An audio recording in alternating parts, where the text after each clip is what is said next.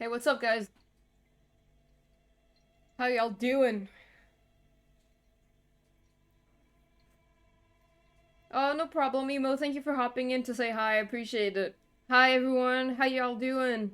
I hope you all had a good day.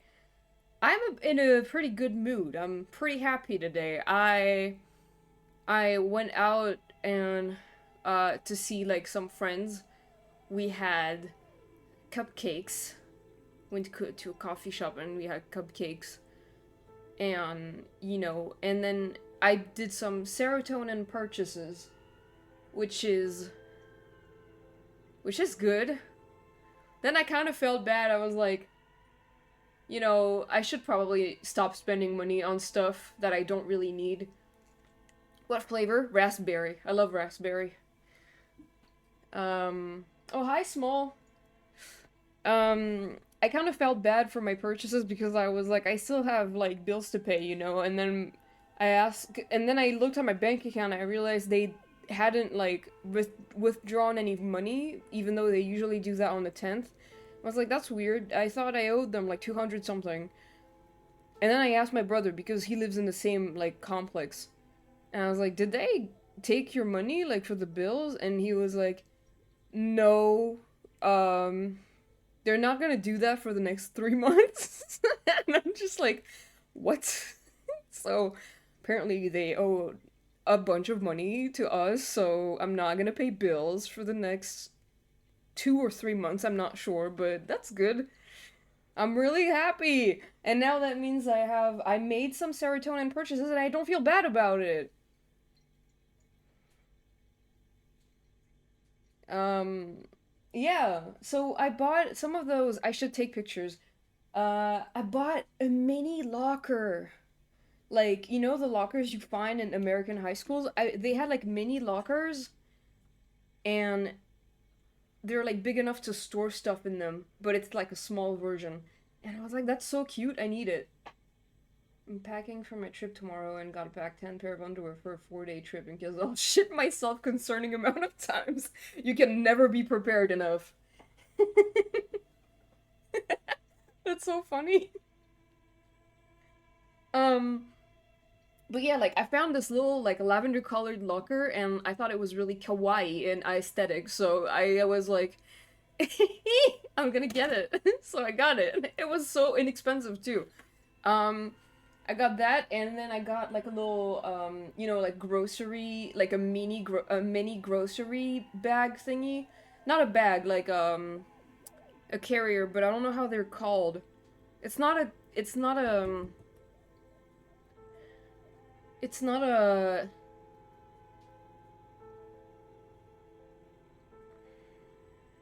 I don't know.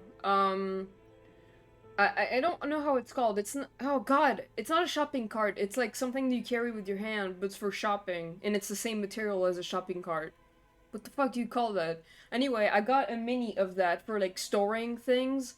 But it's also very cute, so I'm probably gonna use it for pictures and stuff. And I got some storage stuff also, very cute. And I got a tiny little like porcelain or ceramic. I don't know if it's ceramic or porcelain. I don't know the difference. Um, like a cow, a little cow, a porcelain cow. I found this little like shop in a street that sold a bunch of like traditional Japanese arts, and they had like this cute little like porcelain cow decorated. I was like, I need this, and I got this and some washi tape. Anyway, yeah, serotonin purchases mostly, and also, I mean, they're gonna be useful. I'm gonna use them for pictures and storing stuff because I'm gonna order some merch soon again, so I'm gonna need some space for that. And I still have some like bath stickers left, for my shop. I have some left, but I wanted to expand the series with like new characters. So that's what I'm doing right now. And I wanted to take my time at first, but then Vogue Grace was like, "Hey, by the way, we're holding a Black Friday sale on the 25th." And I'm like just like, "Fuck. Well, I need to get it then. I need my shit to be ready by then." Um I definitely won't have everything ready by the 25th, so well, but I'll try to get the sale for the stickers at least. That would be nice. Because I'm gonna order a bunch. I'm adding 9 new characters to the list, so hopefully y'all will find your favorites in there. Anyway, we're gonna play Disco Elysium today, but I hope y'all are doing good. Oh shit, my VTuber thing is still here. Shit.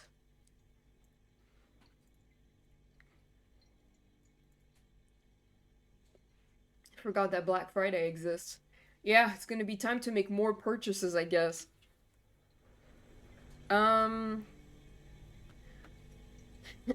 Alright, oh yeah, I remember now.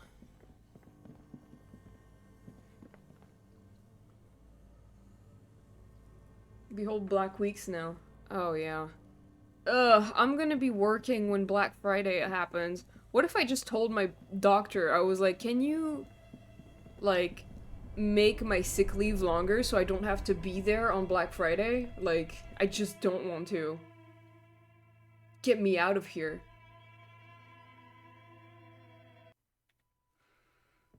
I need to turn off this goddamn flashlight. Oh, also, happy birthday, Chain! It is Chain's birthday. I already told Chain happy birthday earlier in chat, but happy birthday, Chain! Just so everyone knows.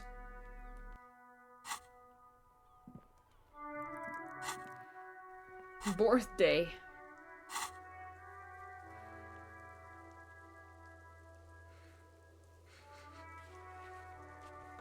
Hold on a second.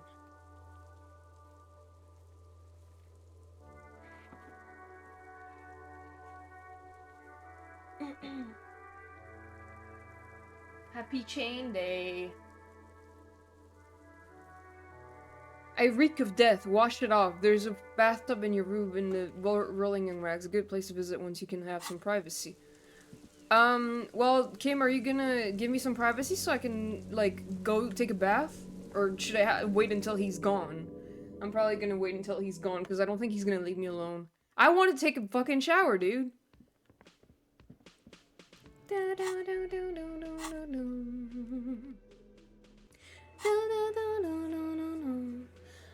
Ugh.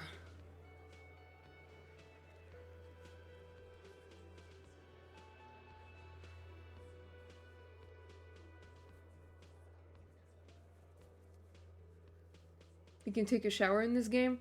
Apparently. I feel bad for taking my time with the merch stuff. It's gonna be okay at MAG, like, Vogue Race has sales all the time. Like, they're always doing sales, so you'll probably be able to enjoy some sales when you get there. It's just, you know, it's Black Friday, so they gotta do it, but they're always doing sales. If you're going through Vogue Race. I don't know if you're gonna do that.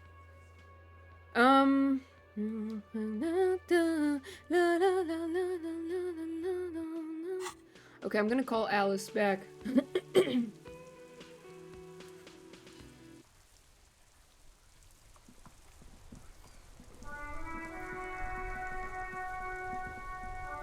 Inside, you see a set of steering levers, a radio microphone.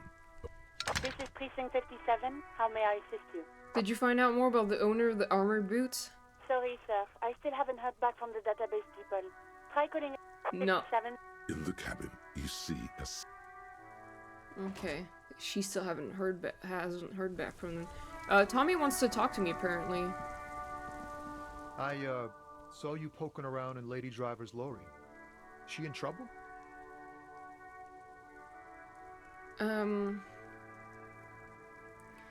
There's going to be an investigation. The racist told us where her cabin is, we only searched it. Still better than me, I guess. Told you there's plenty of others who'd tell on her. But, is she in trouble? I'm gonna tell him she's not gonna be in trouble, because I don't want to make him sad. Tommy Lehomme.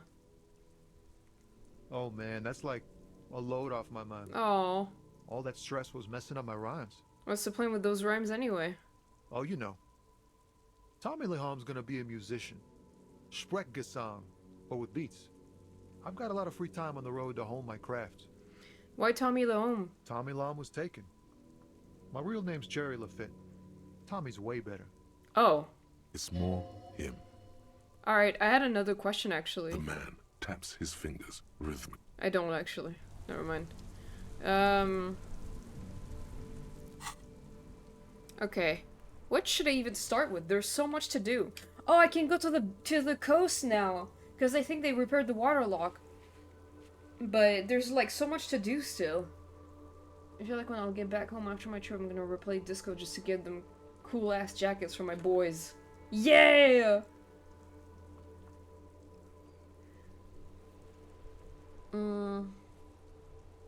I need to speak to the assault victim, which is probably what I'm gonna do. What was happening last time I played? Yes, so at some point I was... Oh, I pretended to go to bed, so Kim went to bed and then I went out. I talked to Joyce, she talked to me about the pail, so she gave us all the information. I did not talk to the pail driver because I wanted you to be here so you could see that, so we're probably gonna do that today, actually. And what else? After Kim came back in the morning, I searched the body again and I found the bullet that was lodged in his skull. So now the body has to be sent to processing, but I want to keep Kim around a little bit longer before I do that. So I'm just looking at what I can do before.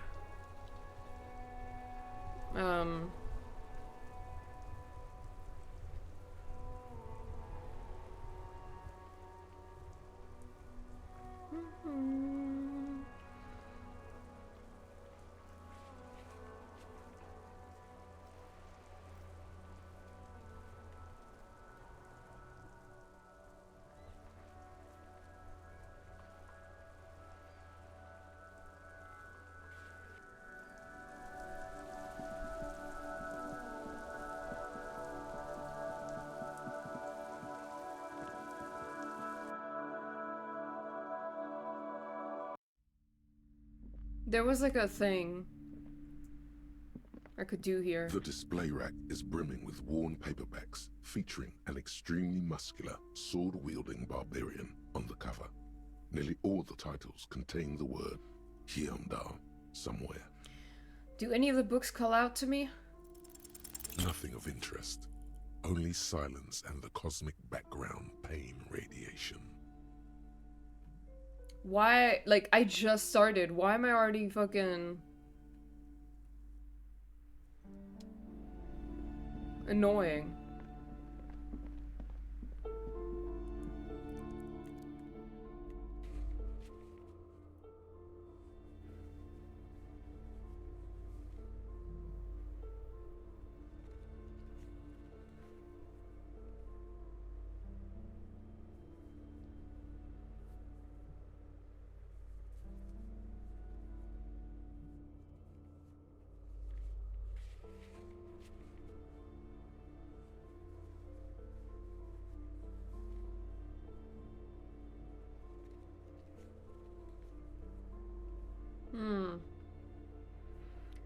Okay, so I'm gonna put some points in rhetoric to try the cargo container door thing, because I've never done this. No problem, Emo, bye! See you later! I hope you have a good rest of your day. Okay, time to put a point in rhetoric so I can unlock some stuff.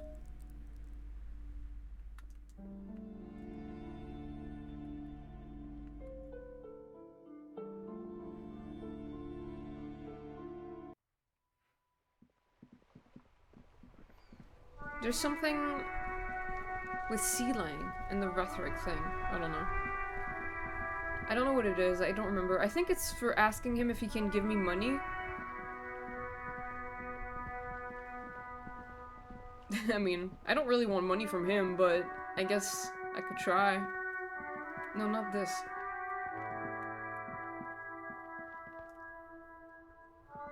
Everything's still cool here, officer. Persuade him to give you some money. No need to. Oh, my God! Just tell him what you want. Oh, okay. Are you trying? Sorry, detective. Dude, I just started the game and I'm already losing. Like, Why am I so unlucky with this run? I can't do anything right. I'm tired. I'm tired! Do you hear me? Extremely annoying.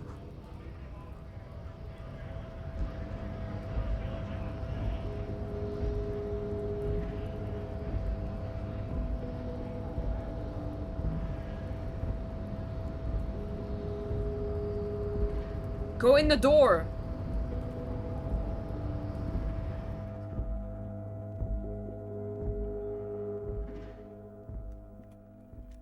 Why is there a chair? Ass print on the pillow and a pattern of coffee rings on the armrest. Okay. What the hell was that? Someone is habitually chilling next to the radio. A giant ass print.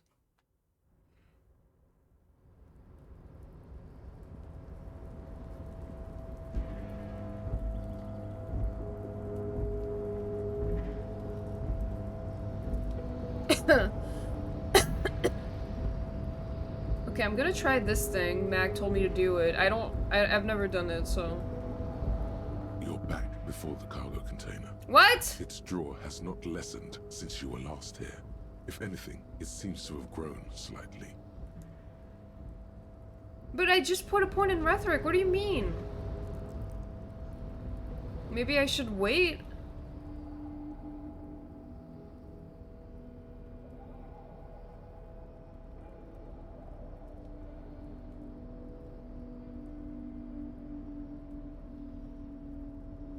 It's a white... I mean, I know, but, like, I don't want to have to put, another point in rhetoric after, like... I don't know. You're back before the cargo container. Its draw has not lessened since you were last here. If anything, it seems to have grown slightly. As it's always been.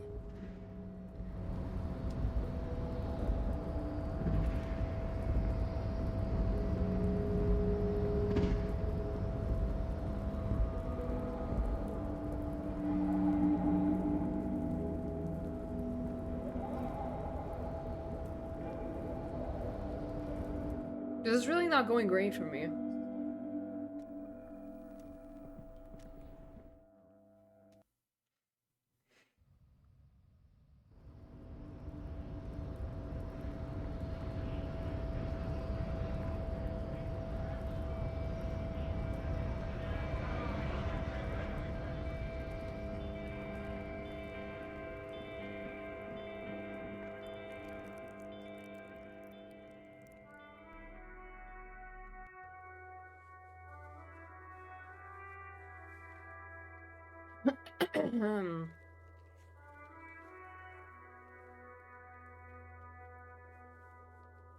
I guess I could put a point in suggestion so I could hear about the cryptids.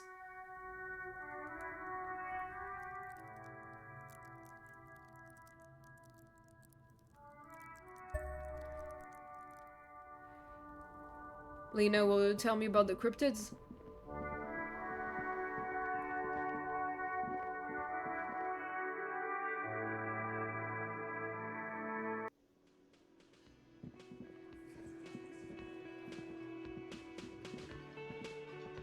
Oh, hello, dear. There you are again.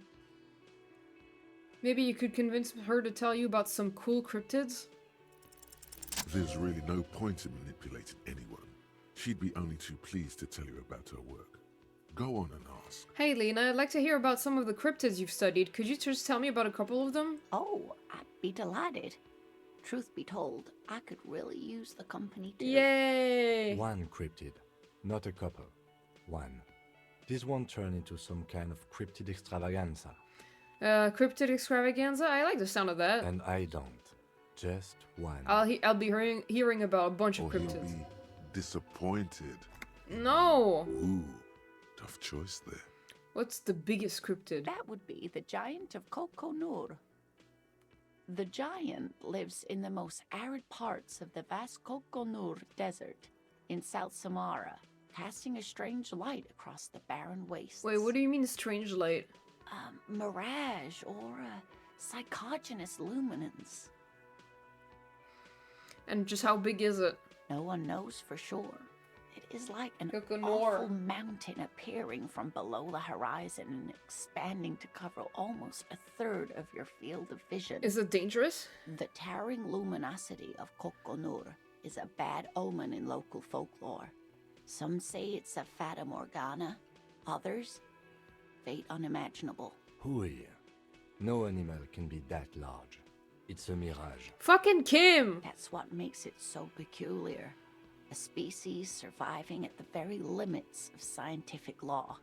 The giant of Coconur must be the largest animal the planet can support. There are limits, you see, to how large a metabolism an ecosystem can beget. Some say a gravity anomaly below the Coconur desert might allow the creature to grow to these gargantuan sizes. Great. This is great shit. You need more. Gravity anomaly. Dig in it. Dig in this parascientific stuff right here. I love it. What's the tiniest cryptid? Hey, you promised you'd only ask about one cryptid. But Kim, don't you want to hear about another cryptid too? The lieutenant pauses. Thoughtfully, something in him breaks. Ah, fuck it. Let's have more cryptids. Let's do it! Well, the smallest Fuck it. cryptid is the Cryobacter catlensis, a unicellular bacterium. It was discovered in one of the northernmost points of Katla on the Boreal Plateau by renowned geologist Caitlin Mijanou some 70 years ago. What's so special about it? The bacterial colony Mijanou found had remained alive while frozen in ice for longer than anyone could reliably estimate. Certainly from before recorded history, Mijanou disappeared shortly after injecting herself with the bacteria she had brought back to study. No doubt in hopes of prolonging her own life. Wait, she injected herself with it? Yes, the bacteria had survived in the ice since times immemorial. It is not hard to see where she could have gotten the idea. It's actually a little hard to see. But do go on. You mean there is an immortal geologist wandering the world? Yes, and she's quite mad, too. After she treated herself with the bacteria, she stopped aging, but also became increasingly eccentric and irascible, so that even her oldest friends were forced to pull away. If she disappeared, how did they know that? We can assume that she has been living somewhere in the wilderness for decades now, all alone except for the Cryobacter catlensis coursing through her bloodstream. What's the most dangerous cryptid? The gnome of Jeroma. The gnome of Jeroma. That sounds terrifying. Oh, yes. None of its victims survived. Grieving relatives never even found their bodies because the gnome's venom dissolved organic tissue. What did this cryptid look like? It was reportedly a small creature with webbed fingers and a protruding forehead and an ungainly little thing. Quite scary to look at. A couple of campers found it when it was already dying. They heard an odd wailing in the woods and followed the sound. They were scared and wrapped it in tarpaulin to suffocate it. It still took the gnome of Jeroma an entire day to die. If the body of the creature was found, why aren't there detailed illustrations of it in science textbooks, confirming the existence of this very little species? Alas, the first scientist who got his hands on the creature's corpse put it in a jar of formaldehyde, thinking that would detoxify the gnome's venom. Instead, all the venom leaked out of the creature's teeth and into the surrounding liquid, dissolving the creature itself. A poetic end, perhaps, but a real loss for science. Is that a cryptid on this pen you gave me? Yes, it's the kind green ape, half war story, half undiscovered species in the genus Homo. Homo. Hold on, I'm looking for something. Real quick. Okay, I guess I don't have it here with me. That's fine. War story. Yes, it was reported by soldiers in South Safra during the war. The kind green ape would visit bunkers during the night, healing wounded soldiers with its saliva. Wow, with its saliva? Yes, it has amazing healing qualities. Some soldiers reported growing back limbs, regaining their sight. And there was something about an undiscovered subspecies of man? Indeed, there is. It's our closest relative among the cryptids. Same taxonomic family, different genus. Which is to say, the kind green ape is a species with which we share a common ancestor, and that evolved parallel to our own. Just like your partners. What?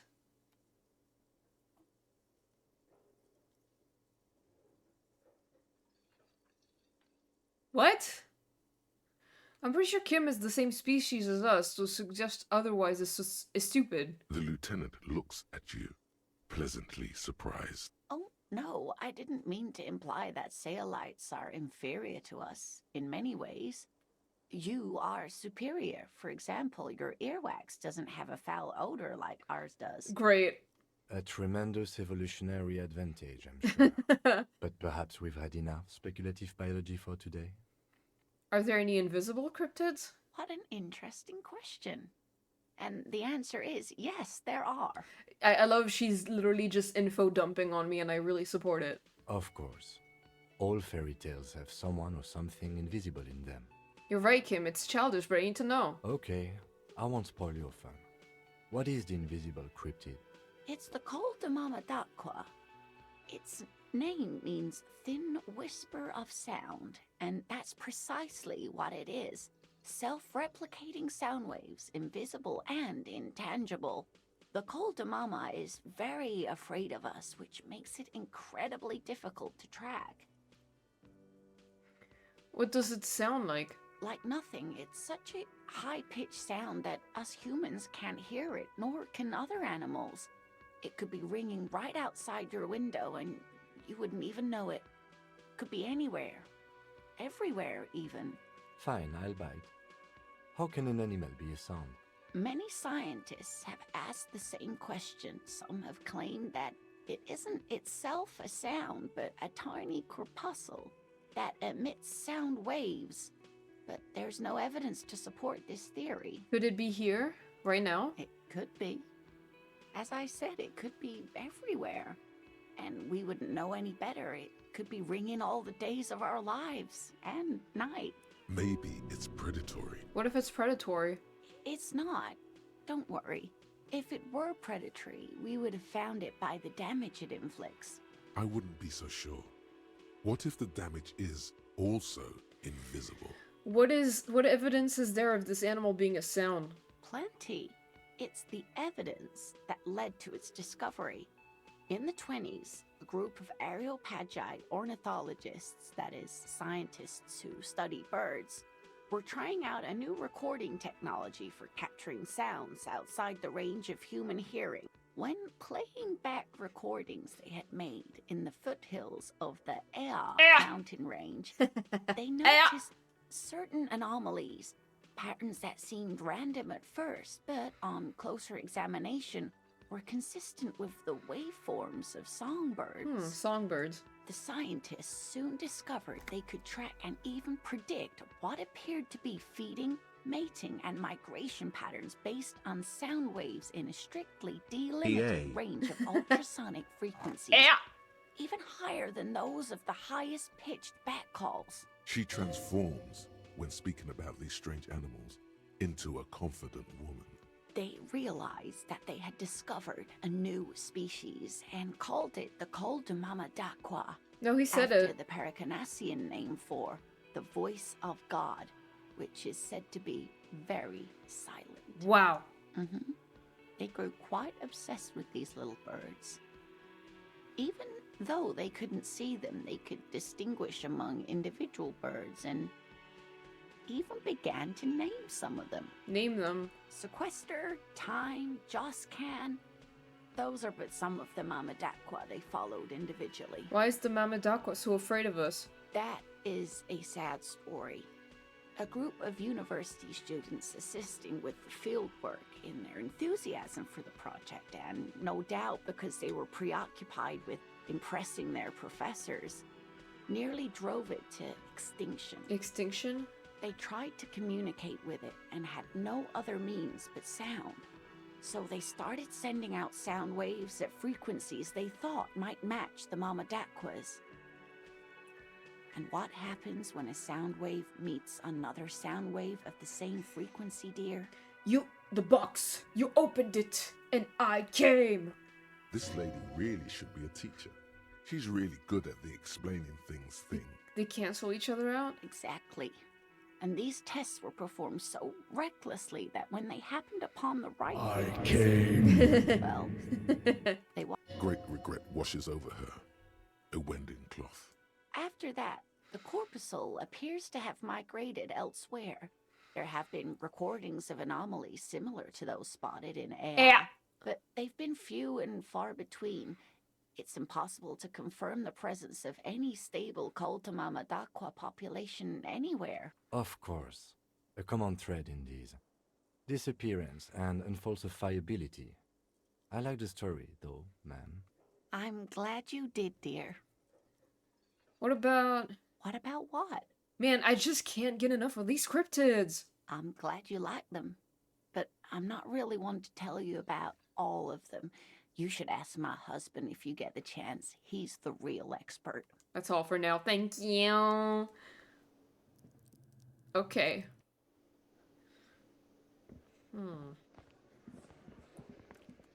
She's like, unbelievable. What else did I unlock with this? I put a point in, what, suggestion? No, what was it?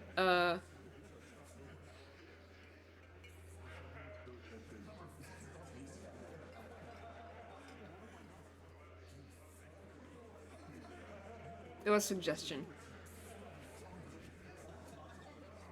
Now I don't have any skill points, so I guess I'm just gonna do stuff. I guess I can talk to the assault victim. I mean, it's important that Kim is here for this, I think, so...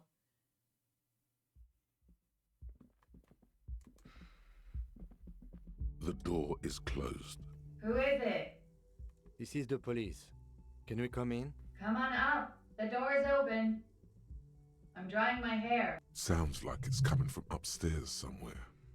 You could snoop around before going up. That's not cool.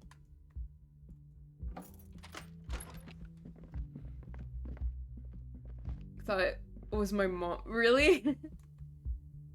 Piles of dirty clothes, a woman's. Bottles.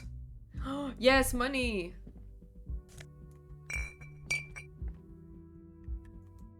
This room is as sad all over. It reminds you of your own.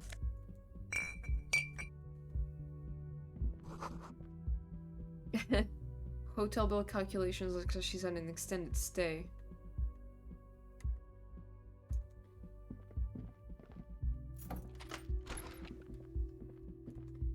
You see the yard below, the corpse is no longer there. This medicine cabinet is full of wares. Sheets of pills, haphazardly stacked, one on top of the other. There's also a toothbrush somewhere in there. Look at the toothbrush. It's been used quite a lot. Look at the medications. Pharmaceuticals line the shelves. Sheet upon sheet of pill bottle next to pill bottle. Acetylic acid, APAP, eye drops, blood thinners. There's quite the collection in here. Anything of note? Search the bottles. Pill bottles rattle like bones as you search the cabinet. Paracetamol, histoperidol, something in a foreign language you can't read. Behind them, an unusually shaped nasal spray. Its label reads, Nacra. What's Nacra? An opioid receptor antagonist. It's used for diamorphine overdoses. Okay. Search the pill sheets. Among some foreign, probably Messinian or Gotvaldian, marked red blister packs you find. What do you find? This is going to take a little know-how.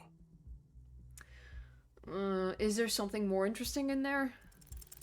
A bright orange bottle with Preptide stamped on it, in sunny, happy letters. Jackpot, baby. That's the stuff you're looking for. Your palms begin to sweat just holding that little plastic container.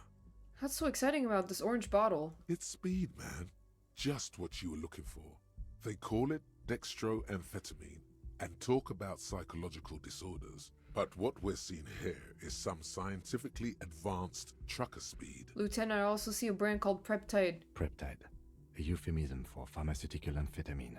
Prescription speed. Whoa. The fuck are you waiting for? Let's get super fucking preppy. I don't think so. Just take it in plain sight. The lieutenant looks toward the door as if he didn't see you pilfer that sweet Peptide. Who cares, man? Who cares what the stiff thinks? Here comes the after. I'm not gonna use it. I don't know why I took it, even. Honestly. I should not have taken it, but okay, whatever. I'm not gonna.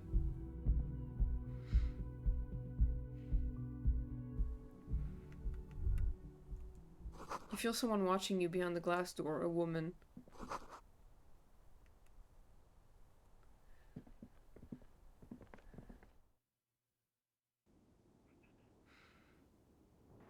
Wait, there was the smell of cigarette smoke in the air. Astromenthol. Wait. There's like the glass.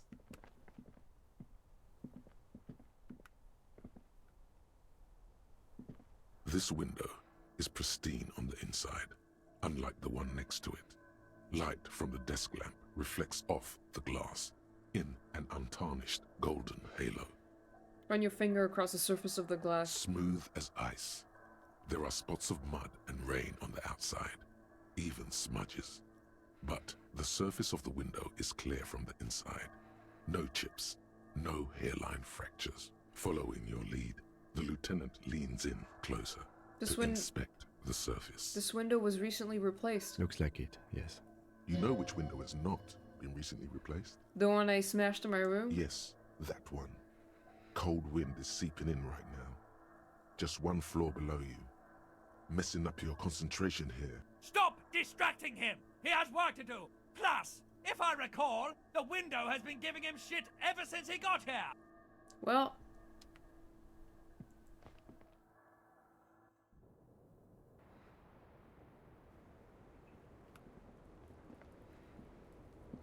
cold coffee in an ashtray that looks like a hedgehog.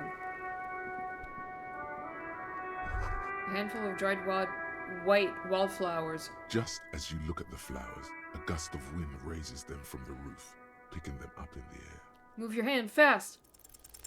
Yay! You catch a single white flower between your fingers. The rest fly off into the wind. It's a Maybell. The young woman looks at the Maybell in your hand. Just a glance. Then takes a drag of her cigarette. The lieutenant gives you an acknowledging little nod. I should probably save.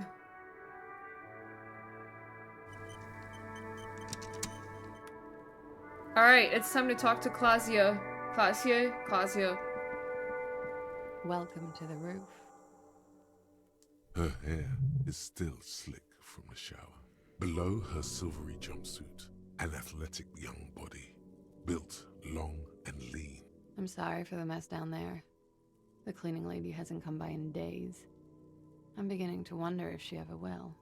Nice view you got here. It's much nicer now. Where the dead body used to hang, clearly visible from the roof, but no longer. Thank you for that, officers. Truly.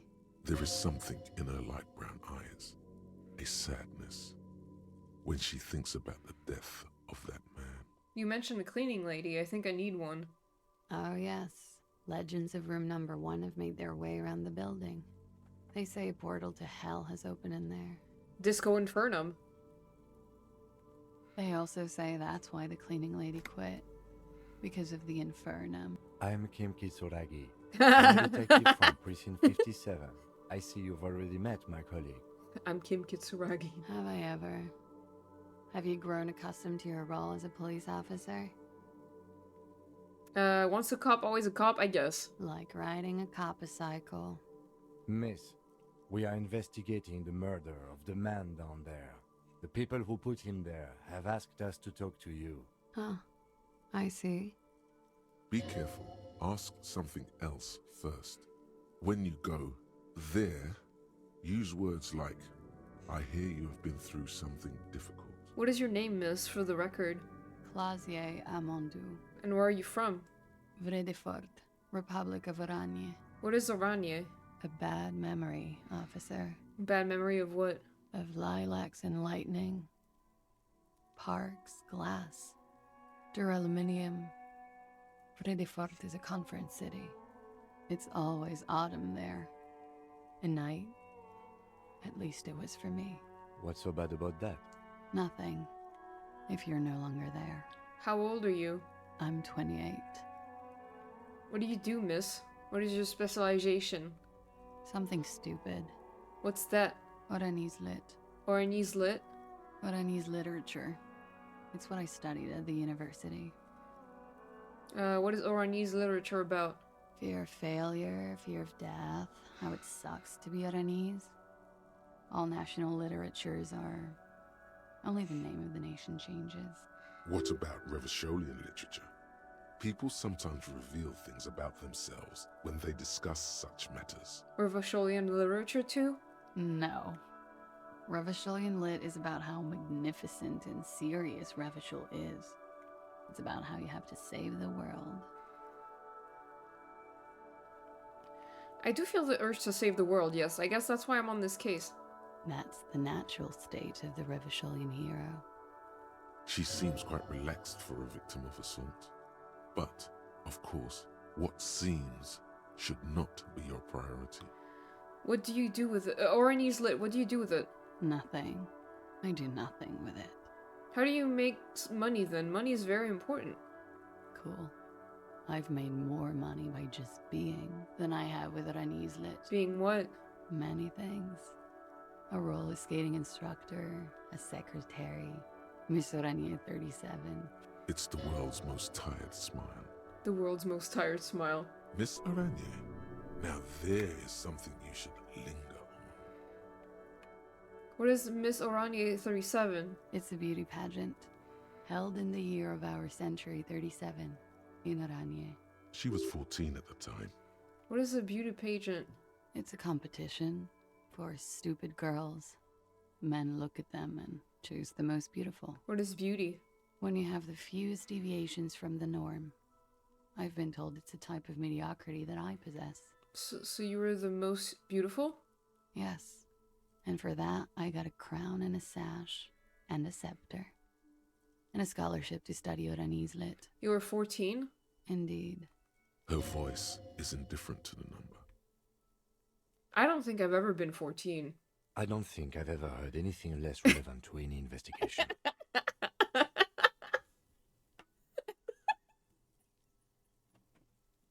I love picking the stupid answers sometimes because Kim is always like, mental illness. It's okay. He's just getting his bearings. The world of beauty pageants is bewildering. Mental Illinois. Can we please take a look at your passport? I'm afraid you can't, officer. Why is that? Because it's buried in a sealed plastic bag at an undisclosed location on the coast, along with cash and airline tickets. Thank you for your candor. Why? They say so in your tourist brochure. Keep travel documents away from your person when west of the river. How do I know you've told us your real name? If I were to lie to you, I would come up with a more mainstream name than Clausier Mondu. It's a weird name. Okay. Okie dokie. I'm not gonna force her to show me her passport. If any of this made her nervous, it certainly doesn't show in her expression or her movements. Okay, thank you. That's it for the record. The record? So official. Nice room we've got here. Yeah. It's pretty deluxe. No one likes to talk about their dirty laundry and their empty bottles. Maybe if you phrase it emotionally. What are you doing here in the Whirling in Rags? I'm wintering. How long have you been staying here? About 4 months. I came in November. Why here? Here in the Whirling, here in Martinez, or here in Revachol? Here in Revachol. I always wanted to see the only city in the world in the worst time of the year. It's a tourist thing. This is by far not the only reason she's here. And she isn't really hiding it either. Hate to say it, but you've got sad all over the place. Yeah, I've contaminated it pretty bad. Is that why you're out here? The contamination spreads from room to room. First, I escaped upstairs. The sad got that too. Then I found the handle for the summer door. What exactly is the nature of this contamination? For me, it's a mix of me with a lack of cleaning services. How about you? Talk around the establishment is, you have an industrial sad spill in there. I hate objects. I'm a part of the anti-object task force. For me, it's alcoholism. That's pretty hardcore. I'm part of the anti-human task force myself. Sheer terror, panic, and screaming. You have quite the collection of prescription drugs down there. Thank you. I've put a lot of time and effort into it. Technically, possession of narcotics is legal in Revachol, but you should still reprimand her. It's prescription! No, don't listen to the stiff. Be cool. I have no further questions. I always heard you RCM guys were cool. You are. That window is new. It is. The lieutenant makes a note in his notebook. He finds the answer unsatisfying. I have other questions for you. Okay. Watching herself reflected in the bedroom window, tall and sparkling and draped in smoke. They tell us you've been through something difficult. Wait, what is this wildflower? She looks at the dried petals in your palm, then lightly touches one with her fingernail. Chipped white polish covers the nail. It's long and sharp, like a mini dagger. The petal crumbles on contact. Pretty. Looks like a dried maybell. Is that the one you caught? Sambo style? What's sambo? A martial art, sir. Is that it? Samurai boxing, or sambo, graceful martial arts stuff. Sambo style implies stealth and cool. Yes, why was it there? Why was there a flower on the roof? I don't know, officer. Because of the wind? Or an admirer? Any admirers, miss? Admirers? I'm too old to be a debutante. And this place is no fashionable society. Question avoided. Let's conclude that she has admirers. Plenty of them. I noticed your room is close to mine. I have a personal question. Yes, you're just one room away. Very personal. Were you in Sunday night? I need to know what I did before I lost my memory. You do not need to know that. What? What you need is to ask normal police questions, like... Get a grip, he thinks. At least do your personal stuff when I'm not here. Okay. They tell us you've been through something difficult. Something difficult? I've been through at least half a dozen difficult things. Which one do you mean? Why is my phone not in streamer mode? Hold on a second. Get on streamer mode, you freak.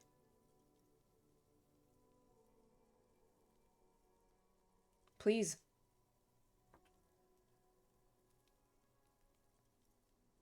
Huh?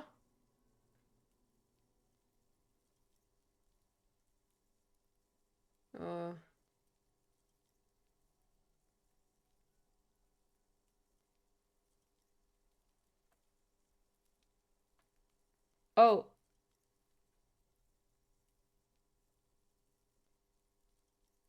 Huh? What the hell is happening? VTube Studio's not working.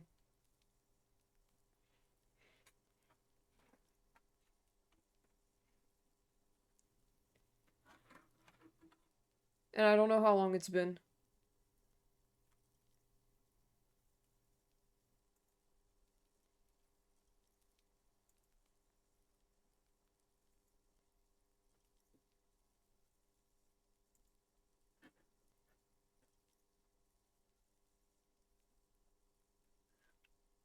How long has it been since my avatar stopped moving? I didn't notice.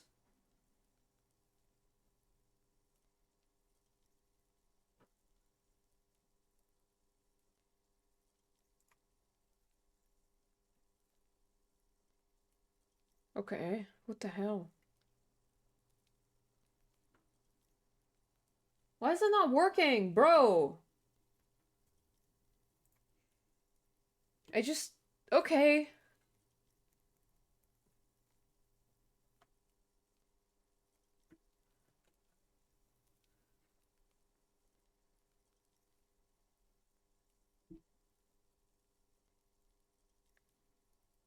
VTube Studio stopped working for some reason, and I don't know why. Bro, what in the hell?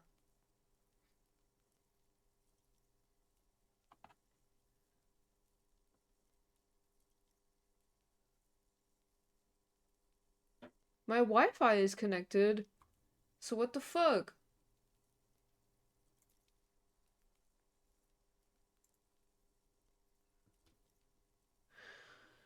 If I have to... Okay.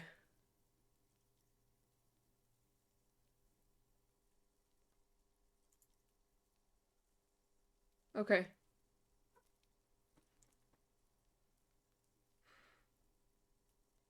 Okay, I think it's back, but I don't know how long it was not working.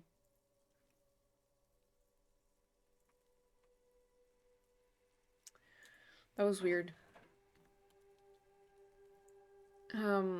Were you sexually assaulted, miss? By sexually assaulted, you mean raped? Yeah. Yes. It's a bit early in the morning for raped, isn't it? She sounds positively buoyant, vivacious, totally unbothered. And what does that mean? Were you... Yeah. I'm gonna go with not raped. I can't say that stuff about him. Tell them it's not my style. They'll have to, you know, if they want to jazz up the charges, they'll have to get someone more, rapeable.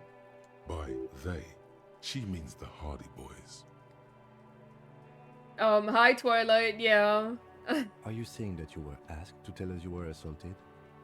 How you doing? Not explicitly, but I understood what they meant. It wouldn't hurt to spice things up a bit. Some assault and battery. Sexual assault, maybe. It was clear the latter would be spicier. Titus asked you to spice things up for us? Pretty much. Warming them. She must be very cold and exhausted of this life. What did happen between you and the victim? We partied. Partied? Where have I heard that before? A lot of partying going on. Allergies are annoying, but other than that, I'm okay. That's... Oh, yeah. I absolutely understand allergies. They're awful. I had that this morning when I woke up. What kind of partying? The kind I do? With all due respect, sir, I think we partied a little harder than that. Harder than this? I didn't know it was physically possible. Oh, it is. You're still alive. What did you do when you partied? We drank, sir. A lot.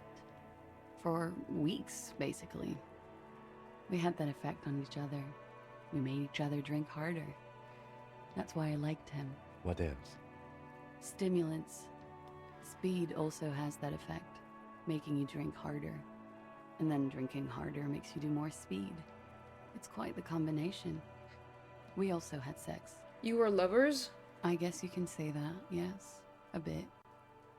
Lovers is such an emotional word. But there was something there.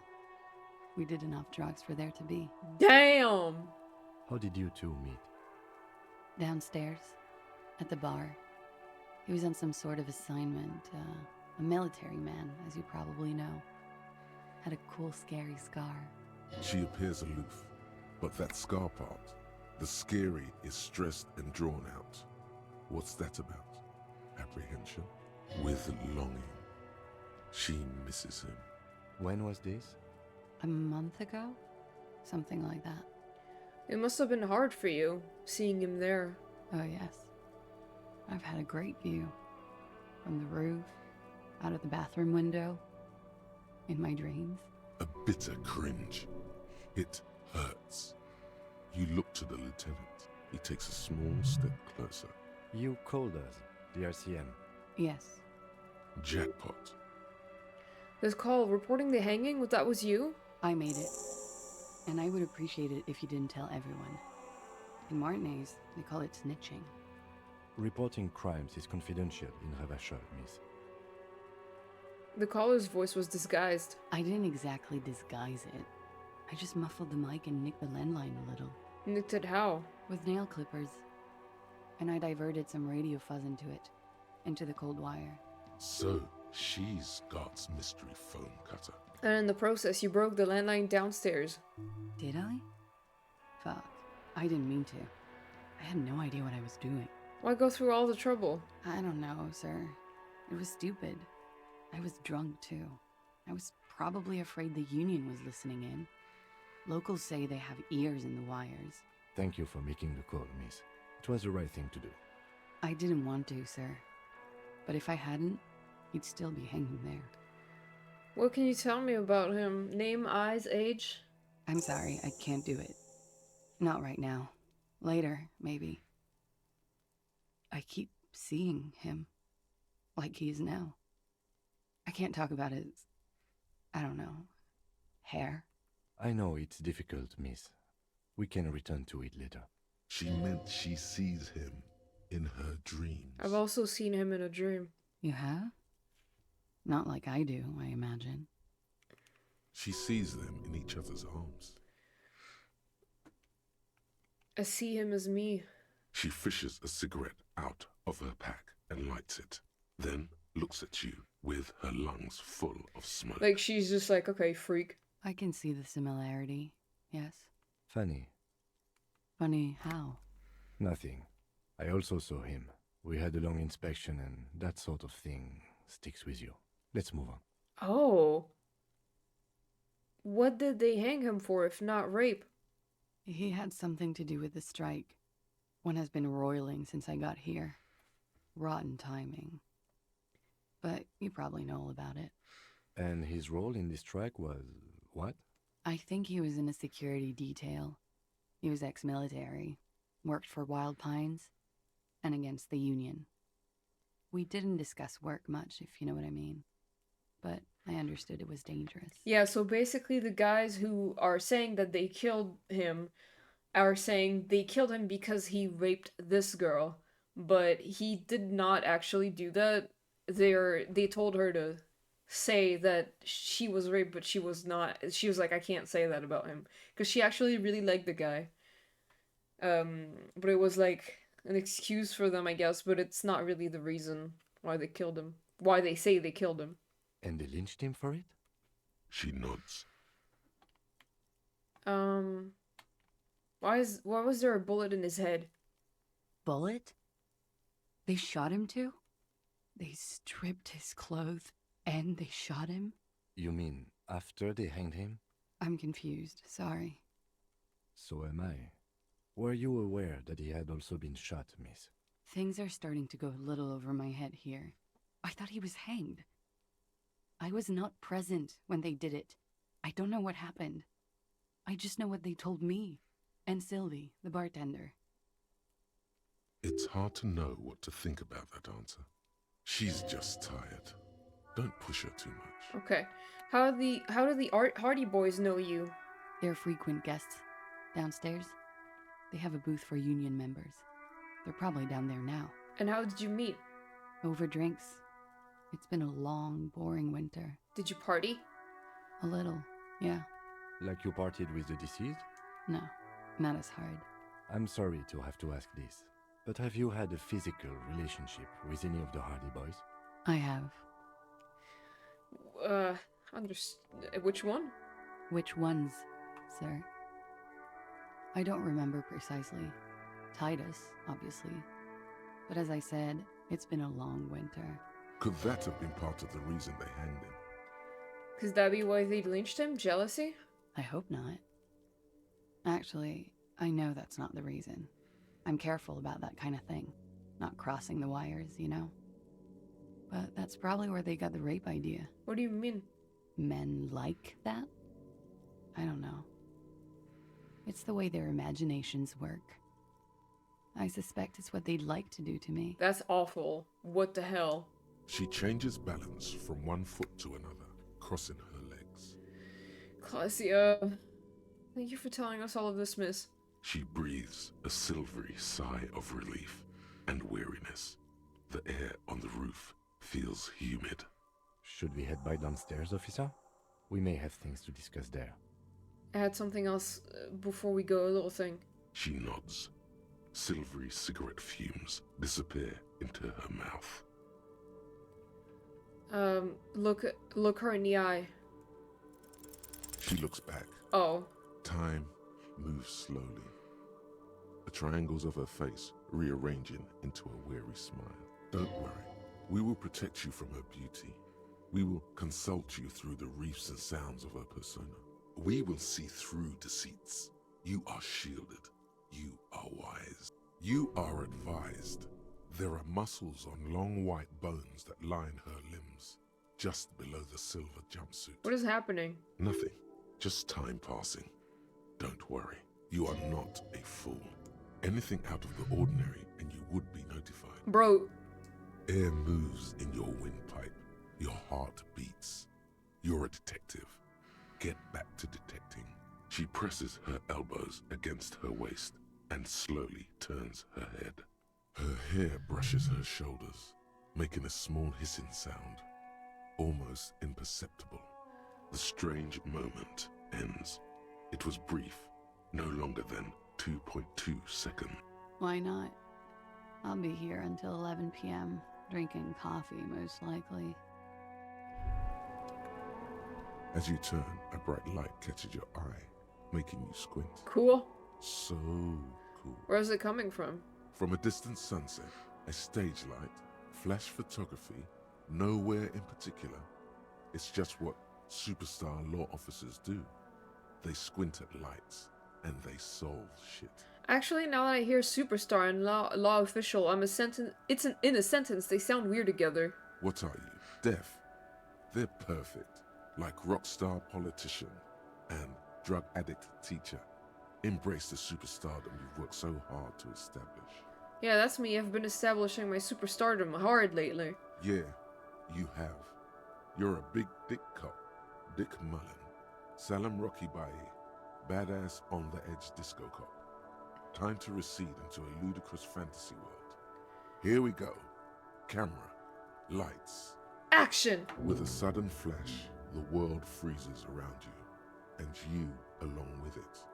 In an iconic monochrome solution, a black silhouette against a rasterized orange world. It's on. The Jamrock Shuffle. Yeah? In a way, yes, you are treasure hunting. Most officers from Precinct 41 do what is called the Jamrock Shuffle, cracking open containers. Most of them are from Jamrock or Coal City, the poorest parts of Revachol, that also overlap with the network of royal catacombs called Le Royaume, just beneath the streets. Le Royaume. As children, you would all go underground, hoping to find treasure, and come back with a rat's tail or a used needle. Ew. That playful curiosity must still be in you. Who knows? Maybe one day the Orbe de Montagne, the Holy Scepter, and the Cocaine Skull will all be yours. Whatever that means.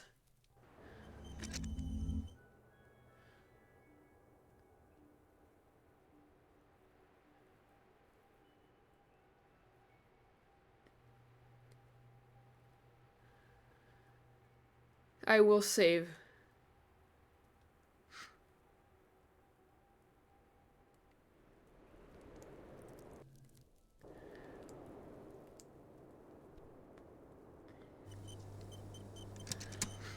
Alright, Kim, let's go and talk.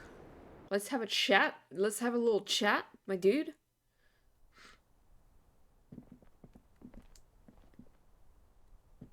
Looks like we have more to discuss with those so-called Hardy Boys. Half their reasoning just went out the window. You think this will make them cooperate? Nothing will make them respect the RCM, but it will disrupt the game they prepared for us. We just stripped off one layer of whatever it is.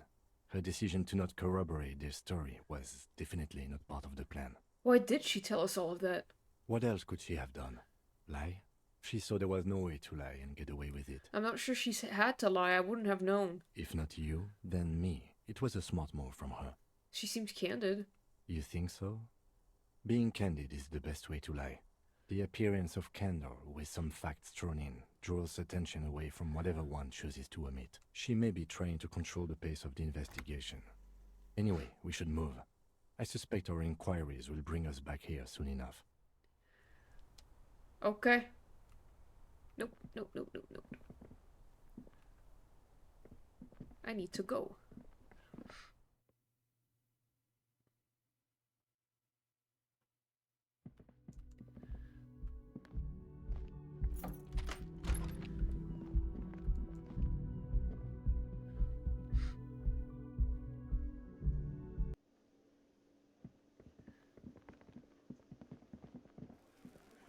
Alright, Titus, you have some explaining to do.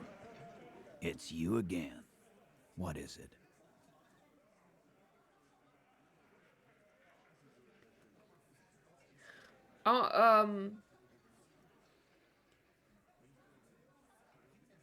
Claudia says she wasn't raped. Fuck! I knew that fucking whore couldn't be trusted. You've hit a nerve. Titus is furious. No, more than that. The loyal Titus feels betrayed. For the record, Titus Hardy did not explicitly specify the victim as a whore, nor did he say anything about trusting her. Oh, shut up and stay out of this, Liz. He raped her. He was out of his fucking mind. You have no idea. She's just in denial, asshole. You don't understand the traumatic experience.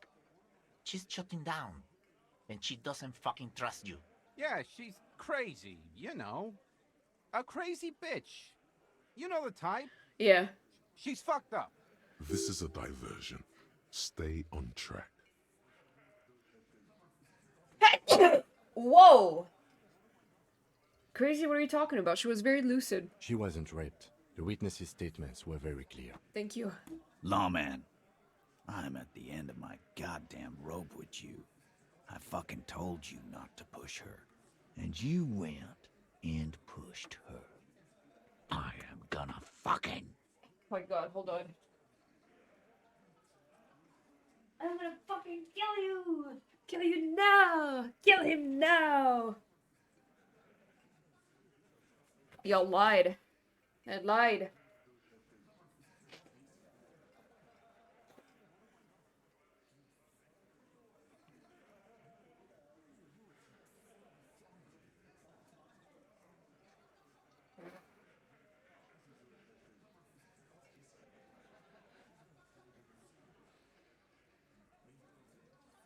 Titus Hardy. Success. Titus backs off. Fists down, everybody. Everard personally sent me to take care of this. If this goes south, we'll all be in the shit. But Dans la merde. Titus Hardy, are going to be buried. Am I understood? When she's angry, she emphasizes the S. It gives her voice a strangely hypnotic quality. Her lips barely move as she speaks. Frankly, it's a bit terrifying. Someone has to rush in to break the tension. The second in command. Look, Copper. We know that fuck was a rapist and a killer. We got him confessing to it on tape. Show it to him, T. What's the harm, right? Here, jerkwad. Listen to this shit. And then come back and tell me the soldier of the apocalypse was an innocent man. So what's on this tape? What's on it? We call it the door gun a mega mix. You'll know why. Won't you listen to it? Now that is intriguing. You had me at door gunner. Where'd you get this tape? You think we go into this shit deaf and dumb?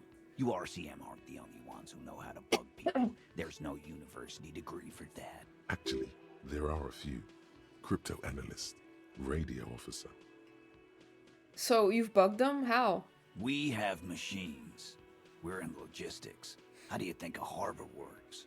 It's advanced stuff. Understood? You've listened in on their communications. How long? Since way before their chief started taking swing lessons. Things got nice and quiet after that. Which one of you is doing this advanced radio work then?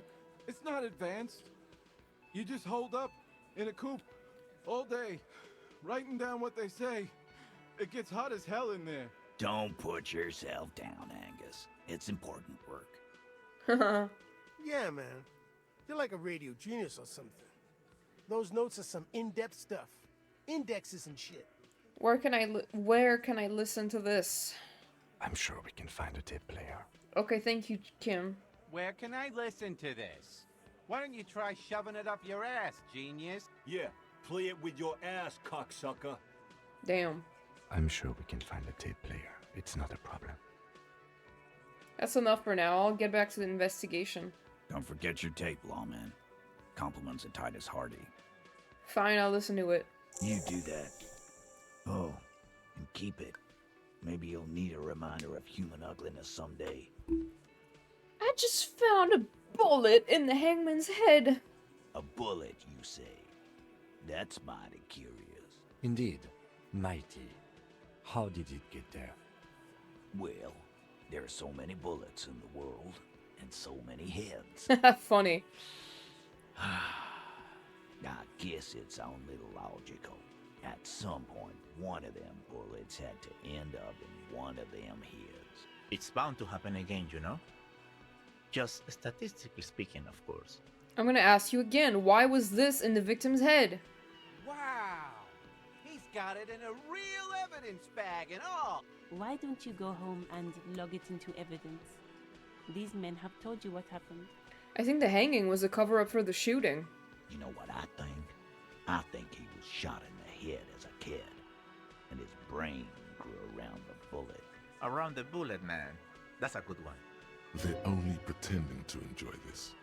Beneath the act, they don't like you knowing this. Did you guys shoot him? Shit! I probably did shoot him. I was drunk last night. You guys know me when I'm drunk. Yeah, Glenn likes to shoot his guns when he's drunk. Better hope he stays sober. No, he meant before he was hanged. Did you shoot him before you hanged him? Before? After?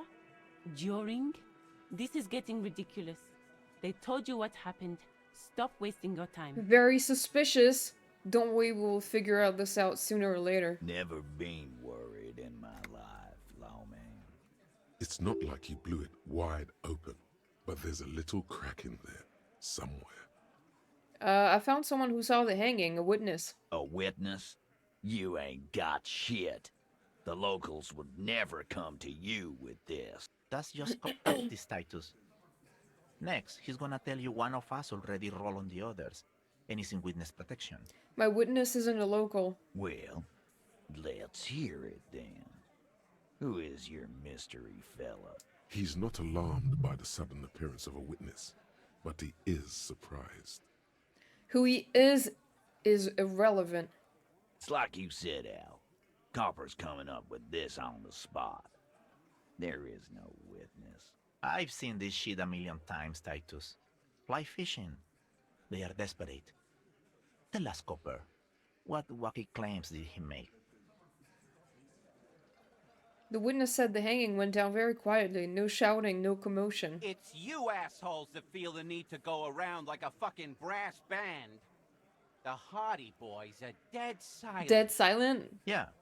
It's like they put cowbells on you before they send you to the streets. What's with the cowbells, policeman? They're avoiding having to answer this question. I'd imagine you guys drinking, singing, lynching songs. What's with the funeral silence? We were drinking, weren't we, guys? I hit the bottle hard. I was drunk as fuck. Right. I'm convinced, Glenn. Nothing off here. Just a regular hanging. Bullseye. Glenn looks around uncomfortably. The lieutenant hit a nerve. The witness said he saw two people of Areopagite descent and one Mesk. Arapagite? Areopagite. Boss, I think he's trying to say me and Theo. Well, yeah. What is confusing you? Eugene, Theo, and Elaine were there, too. I already told you. We were all there. The witness said it all looked like a surreal play. That means absolutely nothing to me. Sounds like some made-up horse shit. It means the whole scene was long and drawn out, like it was from a film. What is this fella's problem? Sorry we didn't make it more action-packed. It wasn't the first thing on our minds, you see? Shanky, It's Shanky, right? I thought there's something wrong about the lynching story. Now I know there was. You don't know shit. I know you are lying, Shanky. You didn't break this wagon fort, but you did manage to rattle the people inside a bit. Actually, nothing. Great witness. Okay, maybe it doesn't feel like this did anything to them, but they have to be fretting a little. Everyone is afraid of witnesses. Witness is a scary word. So much bluster to hide the fact that they're uncomfortable with you having this info. I'm going to take off now. Bye, the Hardy Boys. Bye. I'll come back later.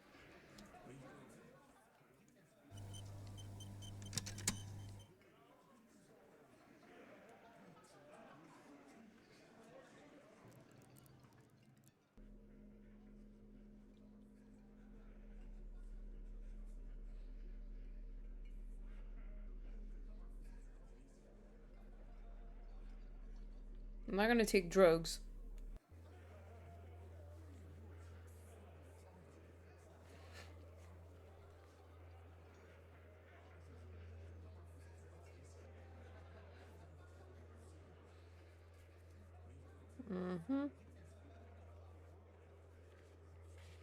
Okay, so before I send Kim off, we're gonna have to go over the waterlock and get to the coast. Was that?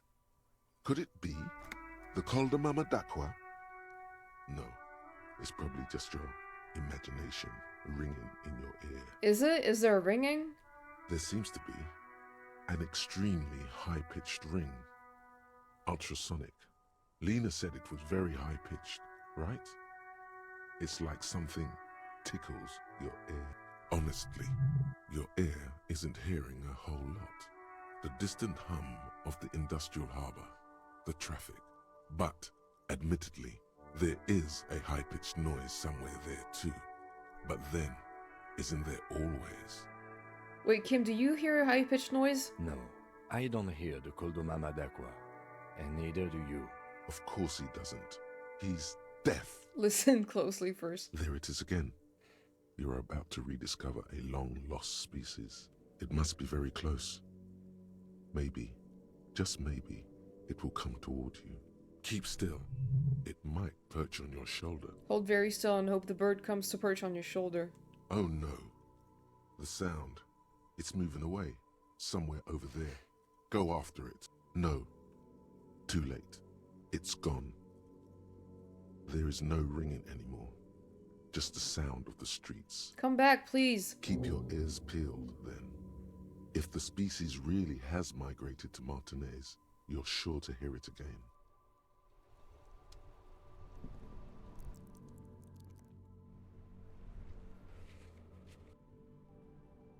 I don't have any skill points though, so...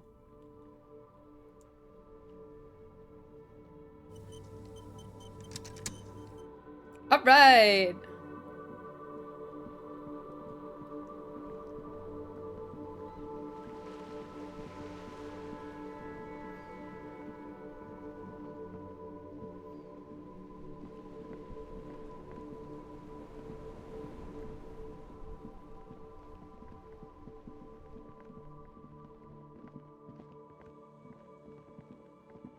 Hey guys.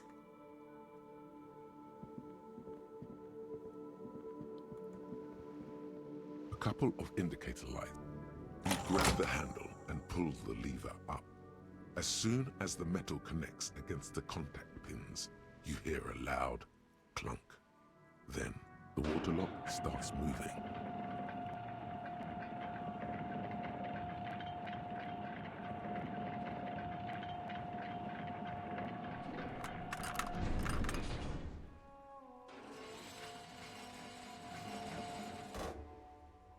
Okay, if we ever need to get to the coast, then this is the way. But please, contain your wanderlust for now. I don't want us to get sidetracked, not with everything that's going on. Focus on one thing. Achieve it, then the next, he thinks. That's the task chain. Sure. I'm gonna ask him if he has a boombox or... Because I know I can buy a boombox from him, but... A typical Martinez streetlight sits among assorted floor and table lamps. But your gaze run over the streetlight. The light pole has been carefully cut, and the wiring has been redone and attached to a standard indoor plug. The light buzzes faintly, but persistently. This would make quite a statement in your living room. Is that a streetlight? Yes, officer. As you see, it's in perfect working order. His manner is casual, but his speech is careful, measured. He wants you to know that he has nothing to hide. Where'd you get this? It was brought to me to be altered. We are not here to investigate the theft of city property. You have to admit it's rather clever what he's done with it. How much for the streetlight? 700 real. A bargain, I dare say. That's very expensive. A bargain? No, it's not. He's trying to sweet-talk you into buying trash. 700 sounds about right. I imagine it wasn't easy sawing off that street lamp. Hey, I don't know where it came from, but it's not every day you get to buy and sell something so extraordinary. Well, I only have 7 real to my name, so... The boomboxes on the shelf look well-loved and well-traveled. Chipped, dented, they stare at you with the unblinking eyes of their tape reels. One especially catches your eye. Deep gold and amber plastic with a big old handle on top. A classic boombox that says, Stereo 8 approved. This is you. Golden orange. A sunset suite. Just make sure it works before you buy it. Chop, keep this Stereo 8 approved machine here. Is the Harman Welsh W2. Made in Vespa. Designed in Seoul. Plays all reel-to-reel formats. 2mm, 8mm, 12mm. It's even got a little radio in there. It'll set you back 12 real. Are you sure this is all in working order? Absolutely. I've tested each one myself with recordings of speech. Found sounds and music from a variety of genres. Even though I don't really like music. That's odd. Why doesn't he like music? Don't like music? What do you like then? The stuff I record myself. Silverware shaking in drawers as motor cars race by. Nocturnal animals climbing on the roof. Airship rotors. That kind of thing. Oh, Tiny. Maybe you should ditch music as well. Get into these more experimental sounds he's describing. Can I just play a tape on one of the boomboxes real quick? Sorry, man. I can't be giving out freebies. Never have, won't now. I don't have money. Can I get a discount as boombox? A police discount? A discount?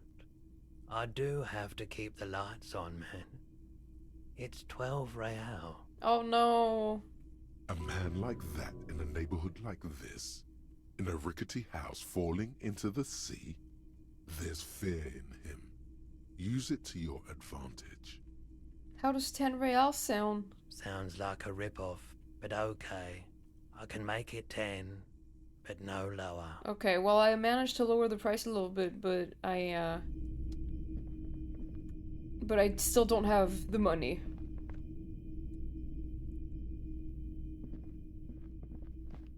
Yeah, I totally get that, Atsuko. It happens with the dogs.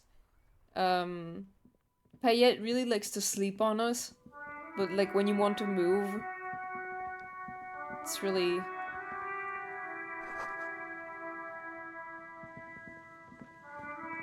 We've just unlocked a new area, guys. Time to go look at it.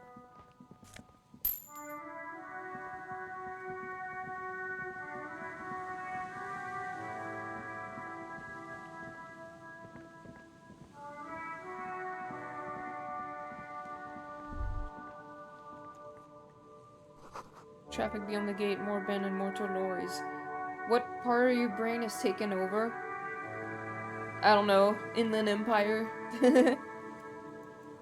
What's that?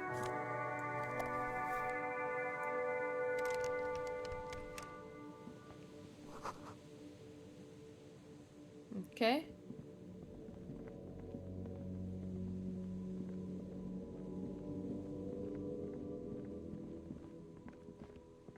Breaker box to power the radio pylon above you. Maybe there's something inside? Money! Always money, money, money.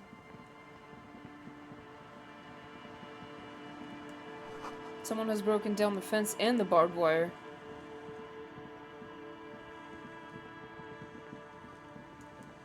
The swing is missing. No one's been here for a long time. The wind is corralled by the 4-story buildings around this yard.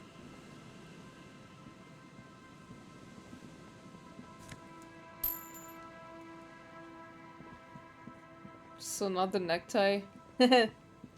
Maybe not yet. I'm always in an empire.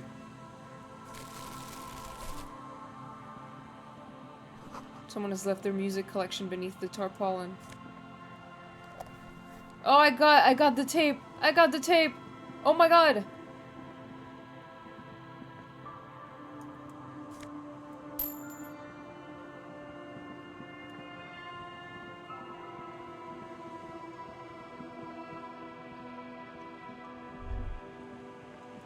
Rust peels off the bent iron posts of the swing. The wind whistles through the skeleton of the small house behind you. There's desolation everywhere. What happened here? In this yard? Someone thought they could have a summer house in a bloc obscure, for cheap. It didn't work out. They abandoned it about a decade ago. So this ain't your first rodeo? Oh no, this is like my second time playing this game. Yeah. What's a bloc obscure? A black bloc. A part of the city left unrenovated after the war. Or one that has fallen to gang violence. Or has become inhospitable in some other way. So this part of the coast is a bloc obscure? Practically, it's not an official term in any way, but look around. No sewage, broken power lines, crime, drunks. Life is tough in the blocks. It's no place to build a summer house. At least they left some old music behind. Yes, and you picked it up because you're a post-apocalyptic scavenger who collects trash and magnesium blisters. Yay! It's not meant as nagging, just an observation. We should move. I don't think we will solve the murder with forays into the urban hinterland, at least in this phase of the investigation.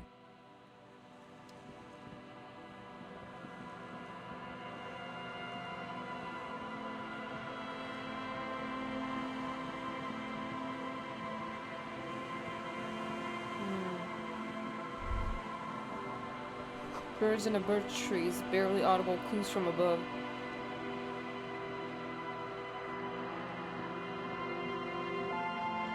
I love this music, goddamn.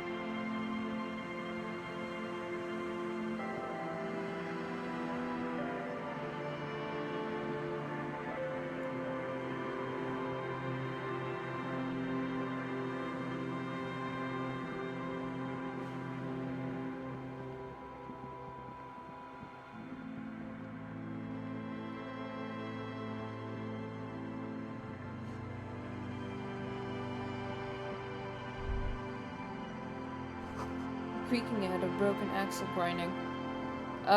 Yeah, it's one of the best in my opinion. There's definitely like some others that I really like too. Oh, what is that?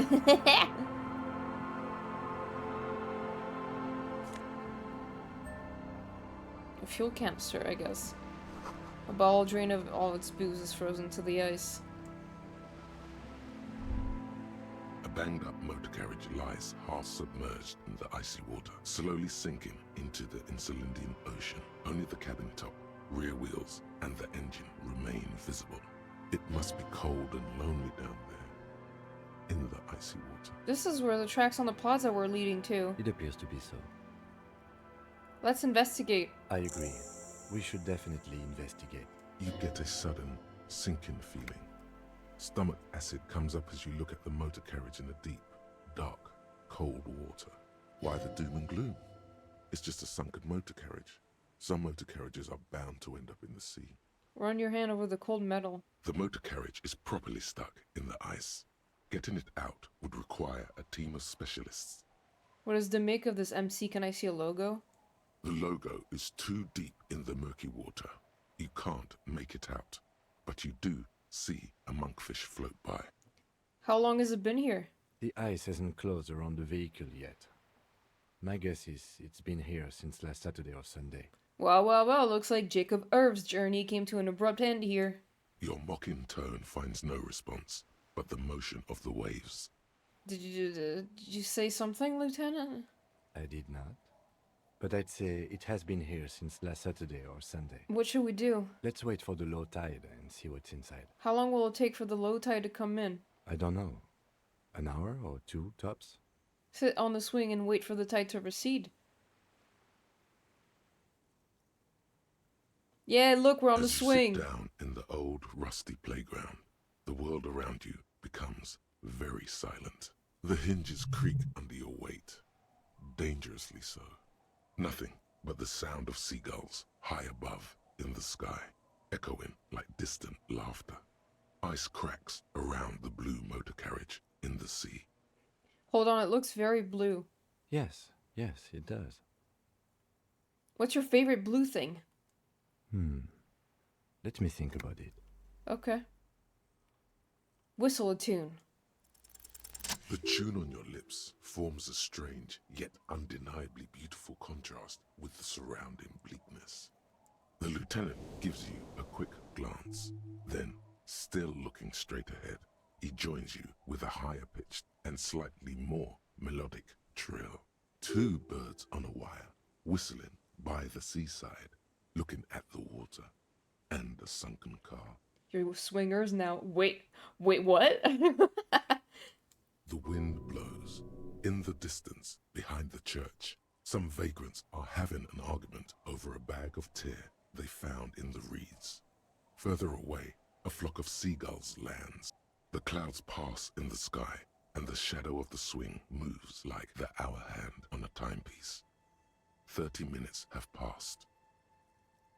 Looks like this might take a while. Time to present a good topic for discussion. Would you rather sit on an anthill for an hour or stand in a river of leeches? Well, historically, leeches have been used to prevent and even cure many ailments. Okay, he's thinking. I can do this. Let's do this. Who'd want to sit on an anthill? There are no therapeutic benefits to, well, napalm ants, for example, are used in some rites of passage ritual. Clouds on the horizon grow darker, and the shadow of the swing set keeps climbing. You hear the distant rumble of the city. 30 minutes pass. Do you think I will ever find my gun? God, I hope so.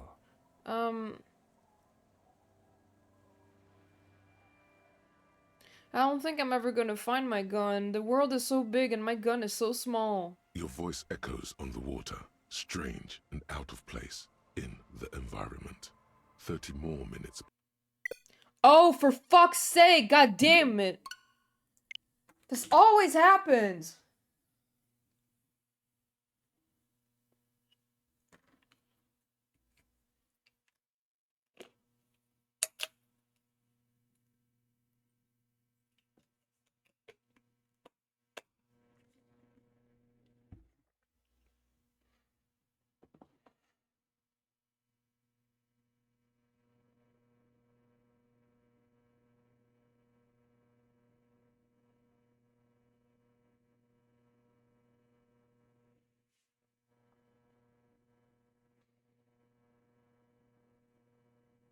Tech issues will never stop being a thing. No, but listen. Since I started playing, since I started this playthrough, the game has crashed about 20 times. I have to, save after every dialogue because it just crashes constantly and I don't know why. Like, in my first playthrough, I didn't have that many issues.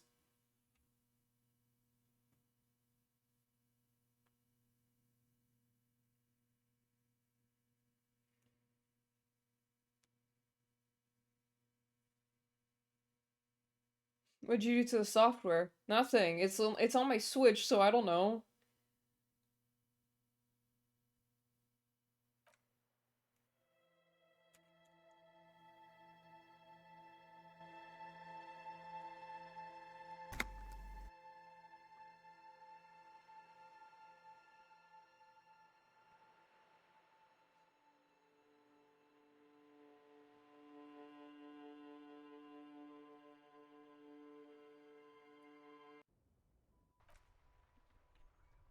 God damn it.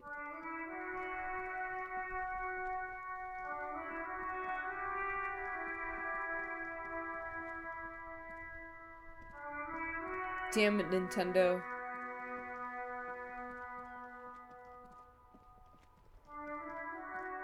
I think I have to talk to Roy again. Try to lower the price or something.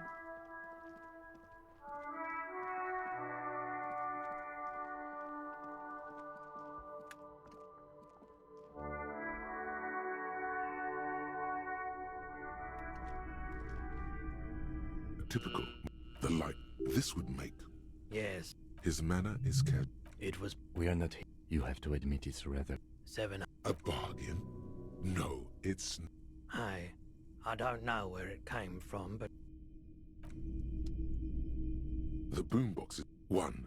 This is you. Just make sure... Is the Harmon well? Absent. That's odd. Why does... The stuff... Maybe you... Sorry, man. I can't be at this. A man like that in a neighborhood like this. Sounds like a rip-off, but okay.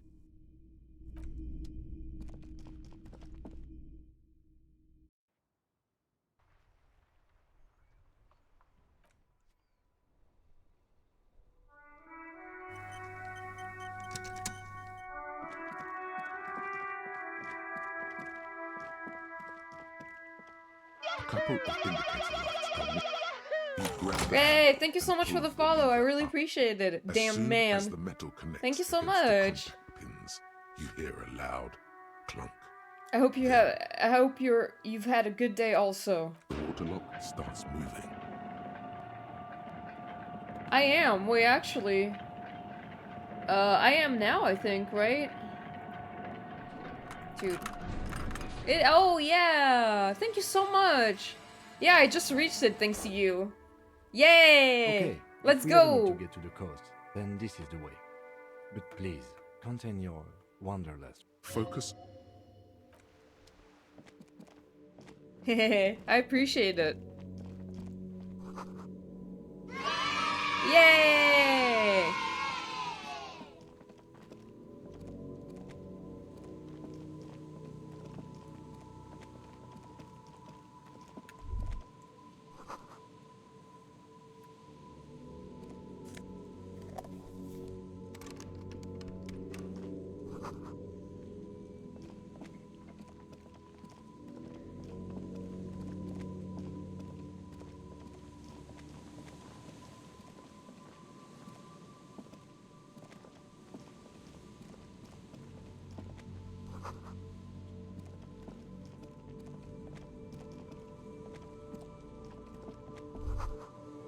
Rust peel. In this yard, someone thought they could have a summer house in a bloc obscur.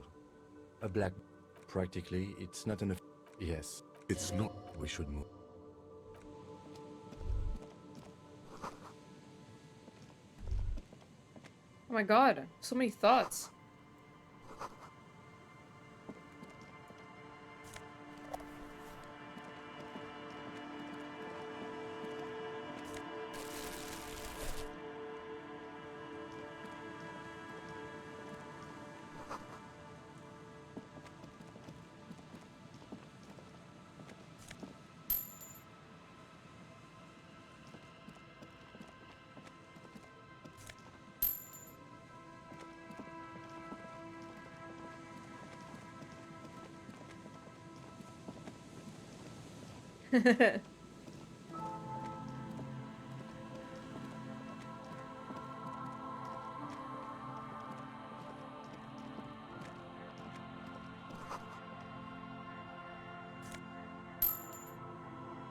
Oh, there was money up here and I didn't take it, I forgot.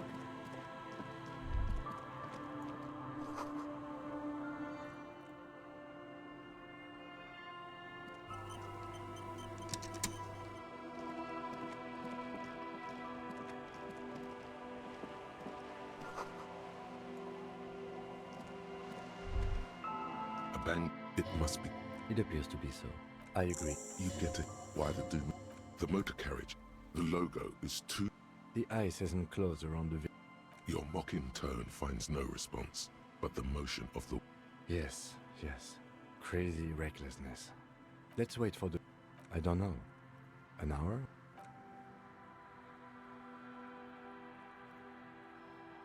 As you sit, the hinges, nothing but the sound of sea. Yes, yes, it does. Let me think about it. Spit flies Fuck. from your mouth. I failed the to check the now. stars. Raining heavily here, Chief. Mind keeping it down a bit? The lieutenant must think it's rather funny. He smiles and quickly turns away. If only quick save was a thing on Switch. Well, I just did a quick save though. That's right. Just keep at it. It will come to you. With his lips puckered, the lieutenant lets out a beautiful, melodic trill that puts even the insulindic thrush to shame. You hear the sound echo on the large body of water. Clouds race across the spring sky, and suddenly, you just feel better. Yay! About everything. Okay. That's way better than what you did. The clouds pass in the sky, and the shadow of the swing moves like the hour hand on a timepiece. Looks like this might take a while. Time to Well. Okay. Well, clouds on the horizon grow darker, and the shadow of the swing set keeps climbing. You hear the distant rumble of the sea. God, I hope so. Your voice echoes on the water, strange and out of place in the environment. 30 more minutes pass. Detective, I've been able to make out the mark ever since we arrived. I find it odd that you haven't. It's a Coupri, Model 40. It is a simple and rugged machine, favored by working men, government offices, firefighters, animal control people, you know, those kinds of people. Is that number on the side? Is that a number on the side? Yes, 41. What do you think it stands for? Kim! It's as if he knows what it stands for, but wants you to say it. It's pedagogical.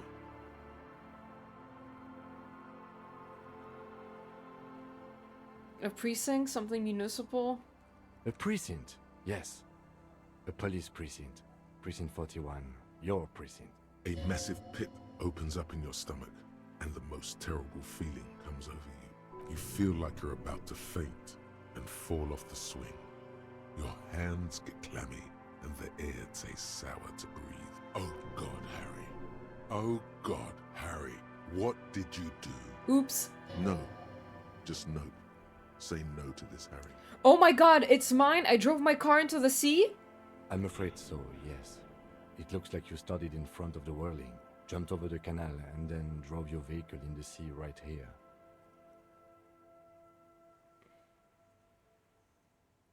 The badge, the gun, and now this? The lieutenant adjusts his glasses and doesn't say anything. There is also a fourth thing you've lost. A fourth thing? More precious than the gun, the badge, and the motor carriage combined. Lost forever into the deepest of seas. Maybe I was in pursuit of someone? Of whom? I don't think so. If anything, you were probably drunk. Probably. Thanks. Try definitely. How do we get it out? Detective, we don't. A rescue operation really isn't viable at this point. Volition keeps trying to save you, but always seems to fail. Volition is trying so hard. So it's just gonna be there like that? I'm afraid it will have to be there like that for many years. Look at it. Parts of it might be salvageable, but overall, this machine is a write-off. I can still fix it. That is very unlikely. All the electrics are toast. That goes for the electromagnetic steering and brake systems as well. You'd be lucky to find one undamaged component in there. In a few months, there will be nothing but rust left of this vehicle. It'll be cheaper to buy a new one. Well, not cheaper. This motor carriage costs 40,000 real. But in the long run, it still makes more sense to buy a new machine than try to refurbish this. This is a disaster. Let's face it, this is a substantial loss to your district's budget. I mean, my station only has 4 other vehicles in addition to my kinema. They're not gonna take me back after this, are they? People are more valuable than machines. Training a police officer is even more costly. People, yes, but not you. Well, at least I can see what's in there now.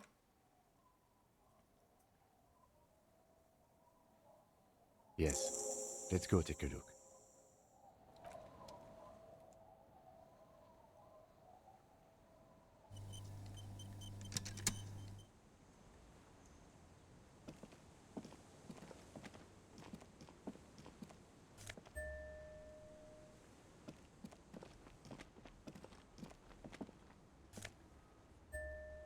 The badge!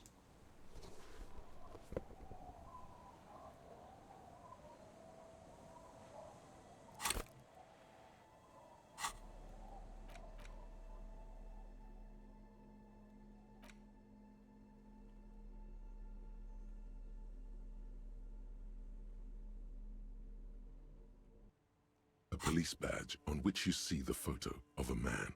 You. Some seaweed is stuck to the back. I just noticed the sheep blinks when you blink. Yeah! Also, the sheep can talk, but it's like spending channel points. I found my At least badge. something good came out of all this.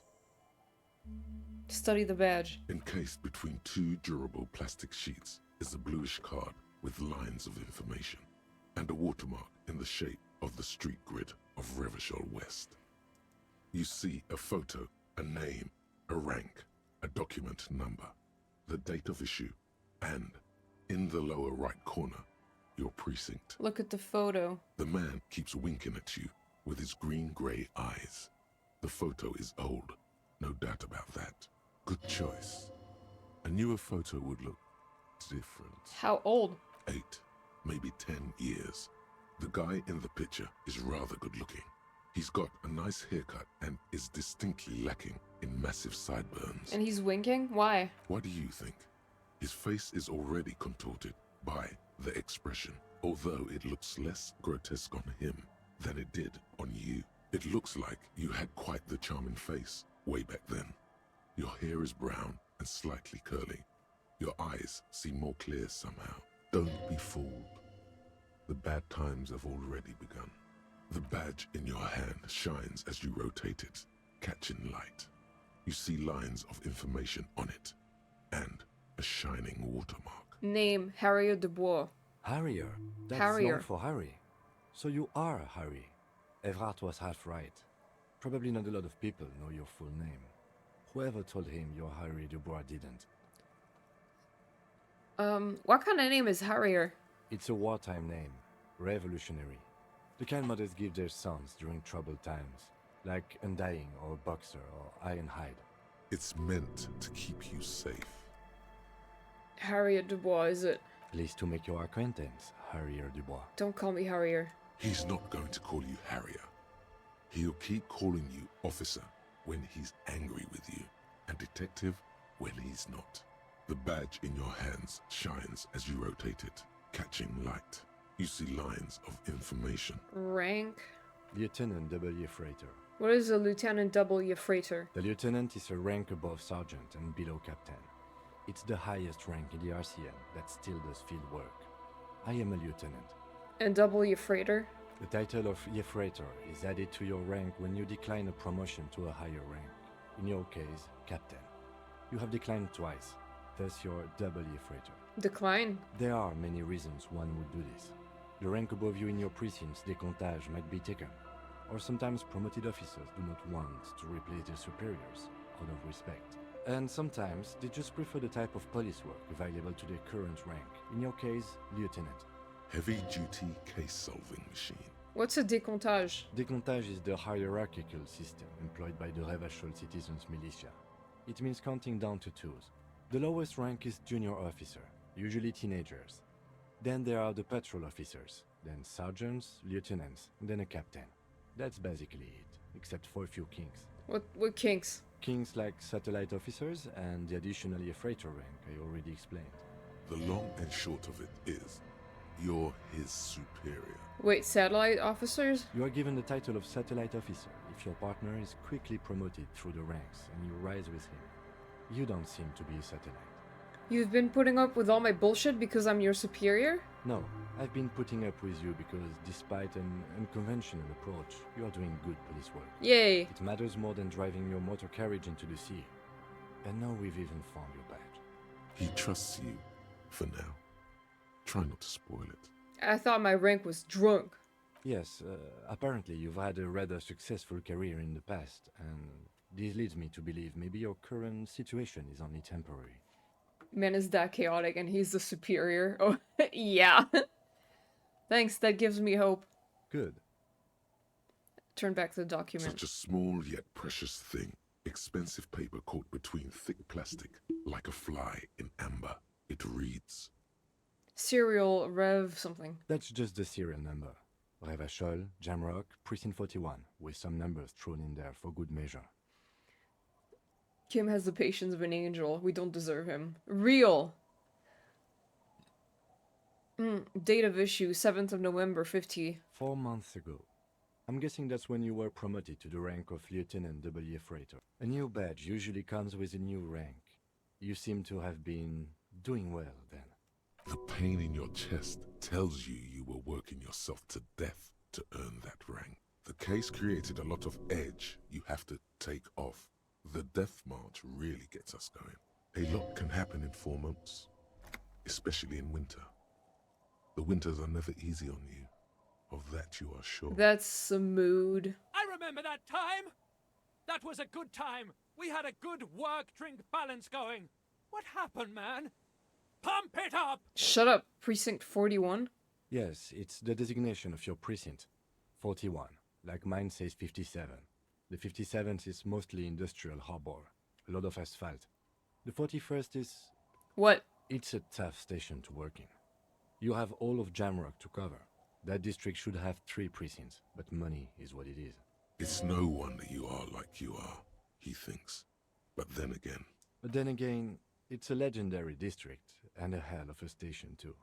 It must be an honor and a curse to work with people like Price, McCoy, Berdiaeva. And you? Is it an honor to work with you? Don't ask him, ask yourself. The badge in your hand shines as you rotate it, catching light. You see lines of information on it, and a shining watermark. Put the badge away.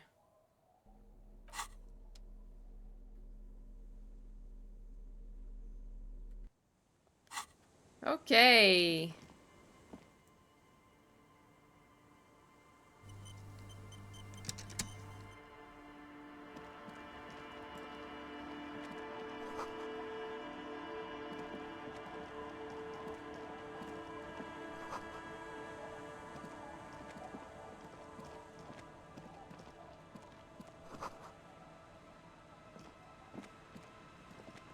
Yeah.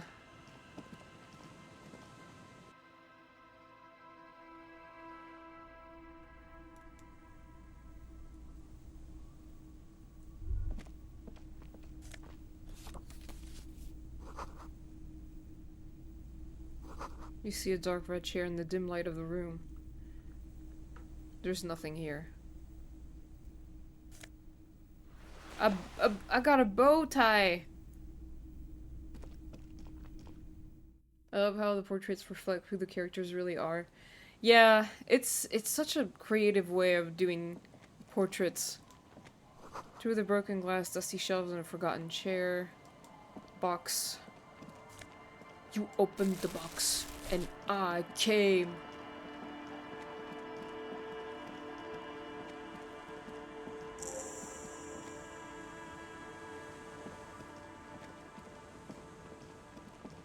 Quick travel? Wait, I can do that? Wedding stone, well worn and covered in rust. I never realized that I could quick travel. Fast travel.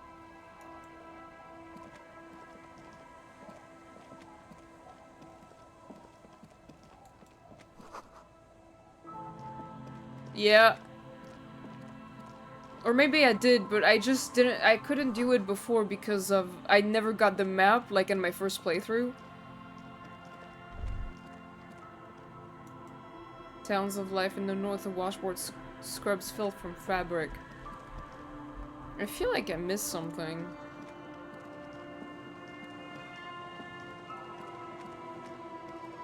Have you completed an entire playthrough without it? Yeah! Exactly, I did.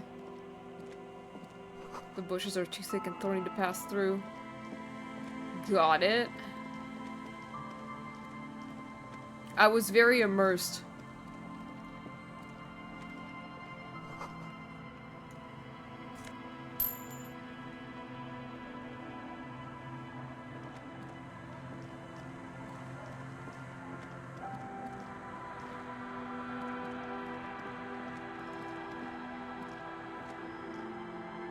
worn and beaten wooden planks of the bench do not look... We can sit on benches after we've solved the murder. You can revisit the bench. Okay.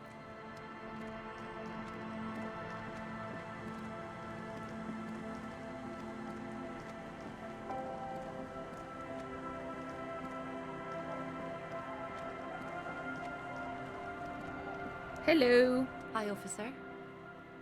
Anything I can help you with? As always, I am the lawbringer. You've graduated to Lawbringer now? Men with authority have their quirks. Comes with never being second-guessed about anything. So what brings you here, Lawbringer? That depends. Where are we exactly? A fishing village on the seashore. This place doesn't really have a name. It's sometimes called Elysium. The sign on the street leading here is illegible. Has been since they built this place. I have questions. The first is, what's your name? The name is Lillian. People call me Netpicker. I think I have time for questions.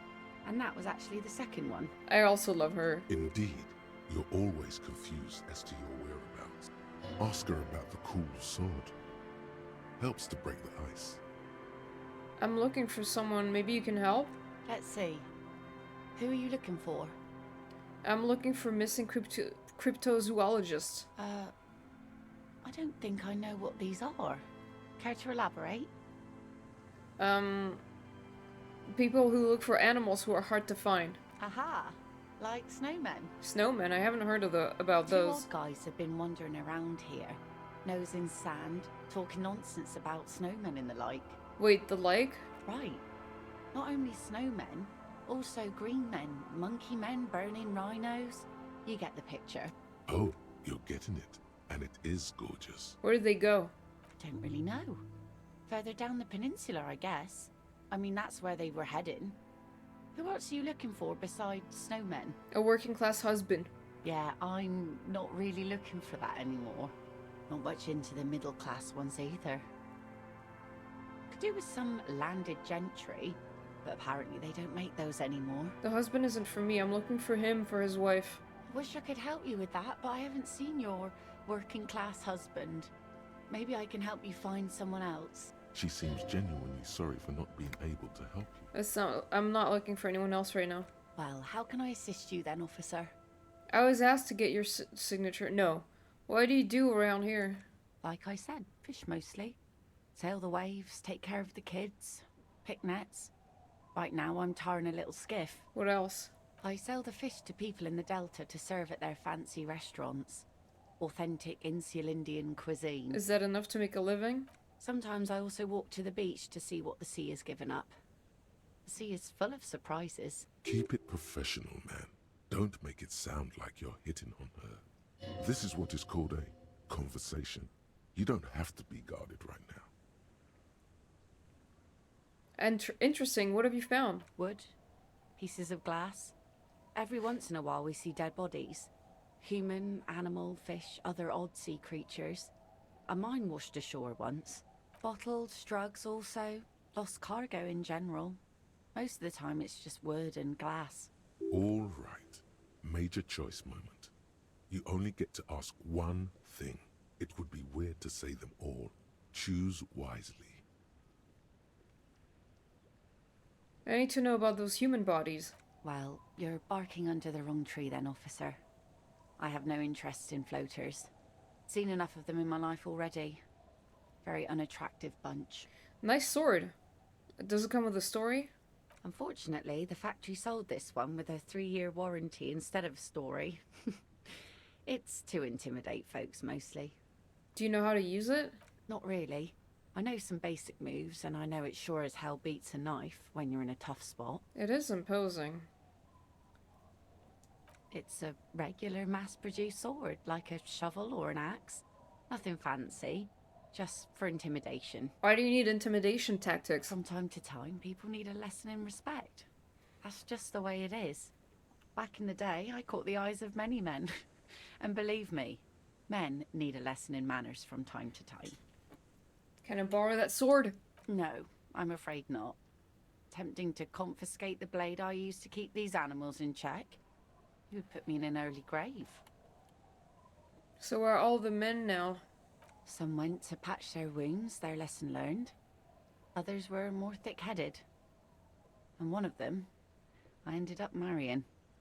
Wait, why if they're thick-headed? Guess I enjoyed the way he bled.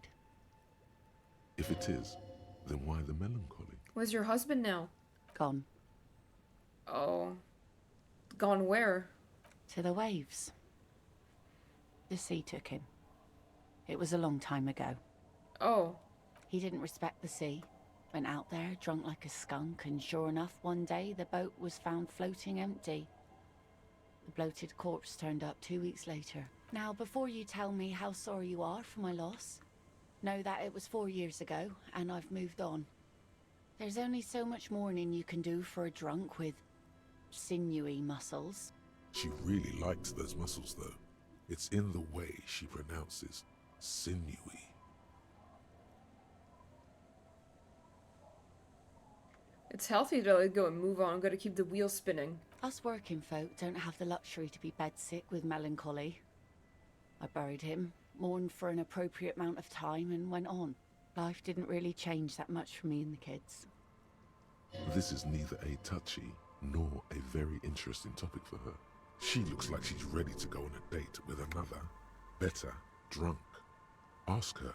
Both of you could need some action. Do it! Hit on the widow! It's the right thing to do! No. I was asked to get your signature. Were you?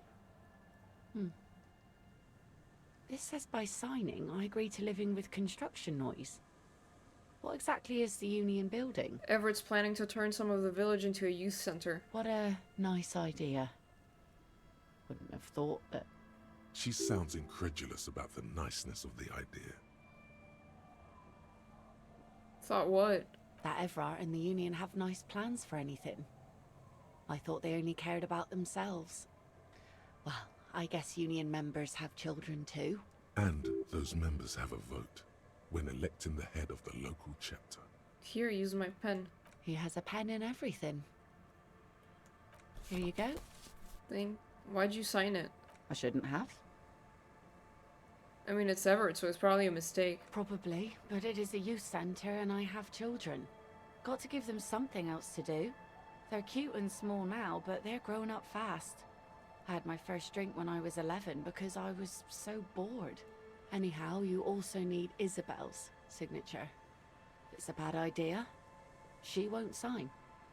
You'll find she's a tougher nut to crack than me. So I take it that's your skiff? Sure is. The sun, I call her, coated with a fresh layer of tar just yesterday. It'll take some time for it to dry, assuming the sunny days continue. Bye.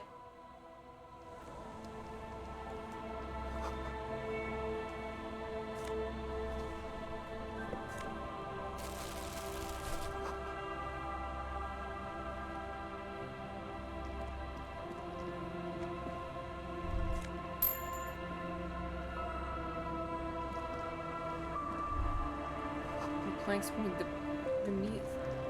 creak beneath their weight. The ladder leads to a school of fish swimming in the kelp.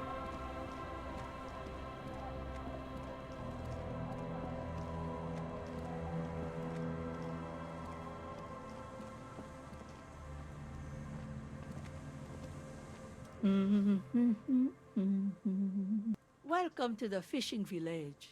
Please lean in closer. I have cataracts. If you can't see, then how would you know I was here? I still have a golden ear. Come, come. Oh, welcome, police officer. We don't cause any trouble around here. And we don't want any trouble either. We are not here to cause any trouble, madame. Trouble? Say the second thing, Gratan! Shows you got style!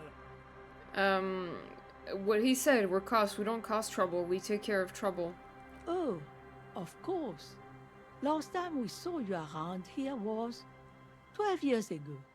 You also came to take care of trouble then. Wish you did. But still, in Martinez, you're considered an ill omen. Wait, I've been here before? No, not you personally. I meant the RCM. Some of the men got into a fight. One of them killed another. Locked himself in that woodshed over there. He was brooding, needed some help opening the door. You got it open for him and took him to think about what he'd done in a more secluded place, somewhere more quiet. She says it as if he was on some kind of spiritual retreat. What kind of an ill omen are we talking about? Oh, the usual. Dark tidings. Black hound. That's you, all right. A black hound licking your own heels. I am an ill omen, alright. You're not. No one around here considers us an ill omen. People would have told us. Maybe they are afraid. Why? Because you're an ill omen. But you're still welcome here. As long as men with guns aren't chasing you. And maybe even then. Because that's the kind of fishing village we've built. I'm sorry there's not a lot of room to park the motor carriage. And not a lot of houses. Or a lot of people. My kids are long gone. Searching for treasure. So are others. Ah, look at me ramble on. What brings you to us? Where could someone stay around here? Stay? Most people here are trying to leave. That said, if lodgings is what you're looking for, I've got a free room in the shack. How much is it? I won't charge you for it. Take it as a gesture of goodwill from the village to the RCM. Wait, hold on, you're just giving it to me? No one is using it, and God knows it's not much anyway. You can stay there. There's this guy Gart who makes me give him money every night just so I don't die out in the cold. That's exactly how they get ya. That's why we built our own cinder block houses on the seaside. So we don't have to give money to those crooks. We might not look like much, but they are ours. Why isn't anyone using the room? My kids grew up and left like they do. The house is long empty now. I live in the small side attachment. It's easier and cheaper to keep warm. I can just have the room? Aye. The room is pretty bare bones, but it's got a bed and roof over it. That's more than some folks have around here.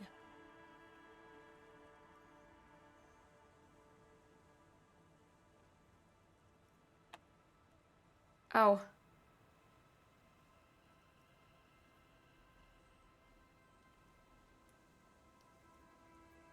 It would help me stay in touch with the proletariat. You best not be plotting another revolution under my roof. We barely got through the last one. But the room, do you want it? Yeah. Don't make an old woman regret opening her house to the police. Well, if you are not in the hostel in the morning, I'll know where to find you. Here, in a shack. He's a little relieved you're no longer in that room. Finally, you have those lame-os of Martinez off your back, Bratan. This looks like a great place to bring chicks. What's in this fishing village? Just us. It's barely a village anymore. We almost don't exist. What do you mean? This is pretty much a non-place. A gap. A blank spot on the map. Just a cluster of nameless shacks on a nameless street. The place is so pornographically poor, it's not even funny. There's got to be something here, tell me. Over there, you can find more of the same. Shacks and trees growing wild. That's the pots. Between here and Jamrock, a dusty sea of old trees, all covered in industrial soot. Small houses under them, an overgrown park. An old military hospital and its surroundings. Or it used to be, during the time of the suzerain. After the war, it was turned into a goodwill hospital for shell-shock veterans and folks looking for some quiet in the old sanatorium garden. Now the area is crisscrossed with nameless streets and makeshift cinder block houses. Shacks as far as the eye can see. What happened to the hospital? The goodwill ran out. The staff left and the place was shut down. It's long gone by now. This place is pornographically poor. The lack of wealth is the one thing we've got in abundance. It's a cold, cynical smile. Riddles. Fits with the general ambiance here. Aye. Sometimes it's as though I'm also gotten lost inside this Nameless nothing. I'm lost too. Oh, it seems to be a common theme these days. I think I'm in the process of finding myself again. Isn't that what people always think when they are lost? Something I can do for you to find your way, officer? Who else lives in this village? Well, there's Lillian and her kids. A few new folks live in the house to the east, but they are away right now. And then there's the drunks. Not a pretty sight, but there's little we can do about it. Home is home, even for them. I met Lillian already. Lillian is tough. Tougher than the men here, at least. If it wasn't for her and the kids, this place wouldn't have a spark of life left. I haven't seen any drunks yet, though. Sooner or later, you'll see for yourself.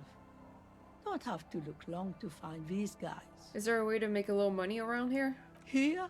For you? No, officer. The only money we have here is some coins the drunks tried hiding from their women and then forgot about. Under carts, boats, in little boxes. It's not hard to find. Alright, there's another topic I'd like to address. She nods, rinsing another piece of cloth. What's further down the coast? Not much. There's the abandoned church, the DeLorean Church of Humanity. It's been there since before my time, even. Why is it abandoned? Some things just don't fly, officer. Look around. Who'd go to church here? They built it 300 years ago. Must have been nicer then. So, they don't hold services there anymore? The Ecclesiastes? No, we've tried, but things just keep happening. Crime, accidents, other things. The place never stays open. It's a pity. It used to be such a nice church. She's not telling you all she knows. Keep her to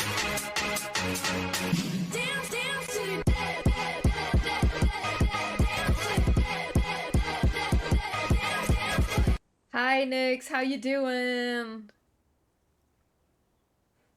I get the feeling you're leaving stuff out. What else is going on? Well, there's that music. Music from across the sea. Huh. It started a few days ago, and now it's blasting, even through the night. And now, suspicious-looking people are sneaking around the church. I don't like that.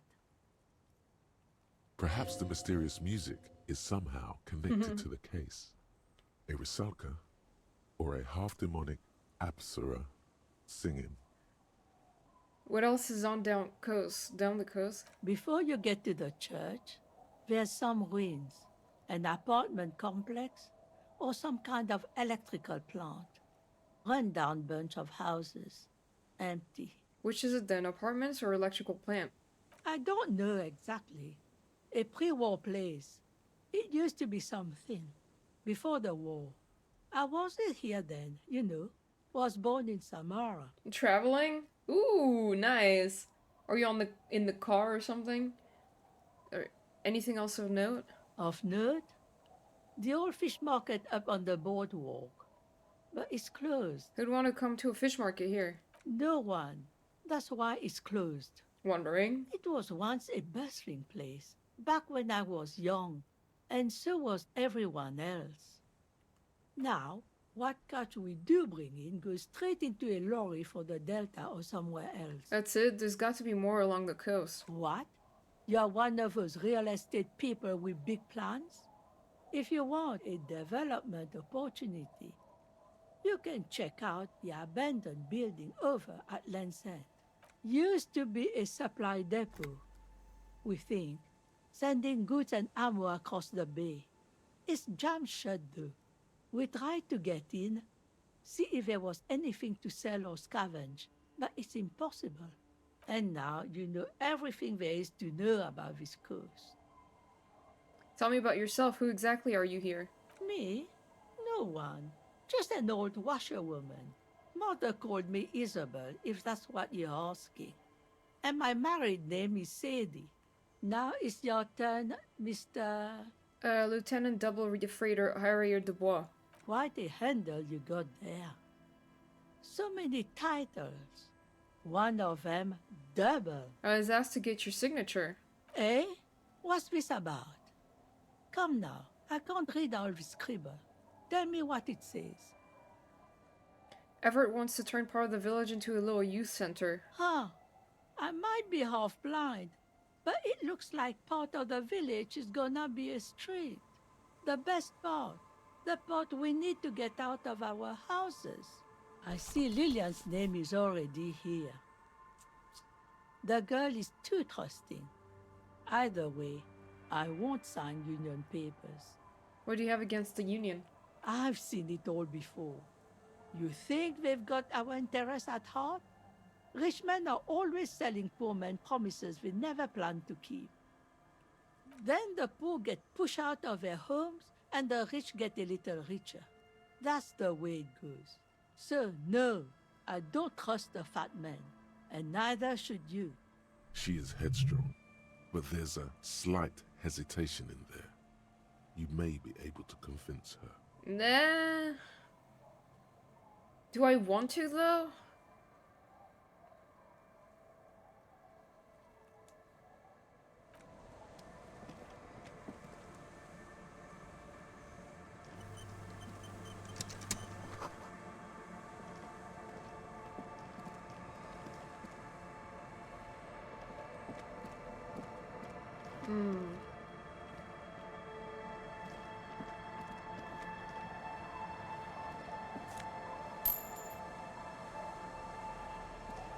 The door has seen better days. The layer of paint has started to peel off due to the salt and wind from the sea. Even the lock looks slightly rusted. I'll wait outside to give you some time and privacy to check out your new living arrangements. But just so you know, after we are done with the day, I'll still be staying in the whirling in rags for the night. We'll meet in front of the shack in the morning. The key turns with a satisfying click. You can enter the shack now.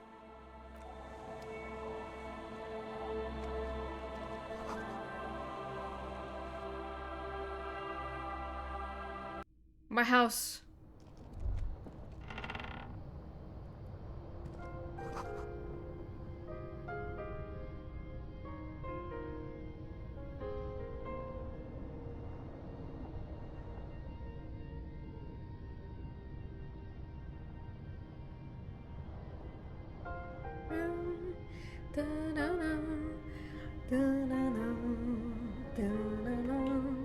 Want to be free. Ah! I'm so happy. A brisk coastal wind still howls against the window of the shack. Occasionally, the waves crawl in under the foundation, producing a low hum. Listen. The room feels muffled, like you pulled your hat over your ears. Outside, it is cold and windy, but you're inside, and it feels safe and warm. It's one of my favorite songs from this from the soundtrack of Disco Elysium. What is this place to you? Yes! Shivers. I love when Shivers switches voices.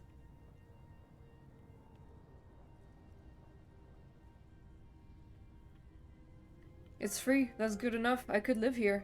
Waves crash onto the beach, drowning the reeds. Far to the south, a congregation gathers to a soup kitchen in a shelter for the homeless. An old woman gives out knitted scarves for free. This could have been you. This could still be you. A down-on-his-luck nobody, trying to survive. Thank you, strange sensation, for a fair assessment of the current situation. Outside, the howl of the wind has picked up. The waves crash against the stilts again. It's as if you think the thought, but in someone else's voice. Look under the floorboards.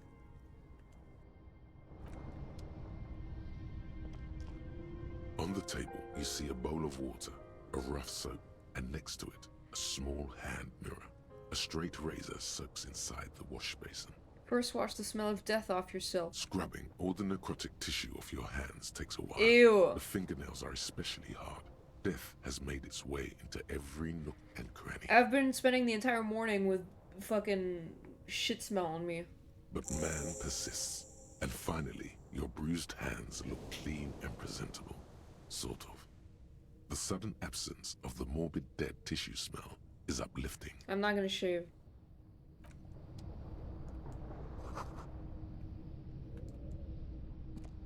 An old mirror hangs on the wall. You see the Okay, not the mirror. Jacket.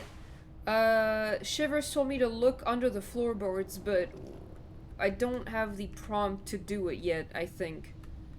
Like, it's not letting me. Unless it's under the bed. is comforting. Yeah, I can't look under the floorboards. I think it's too early.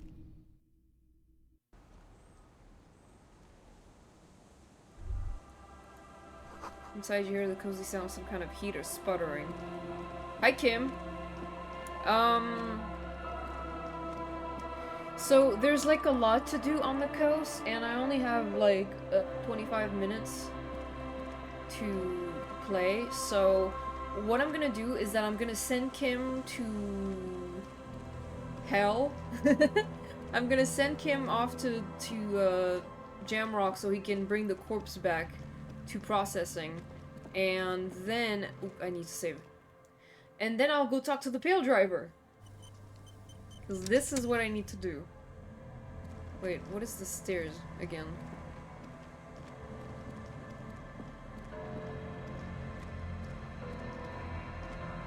Oh yeah, I've been here.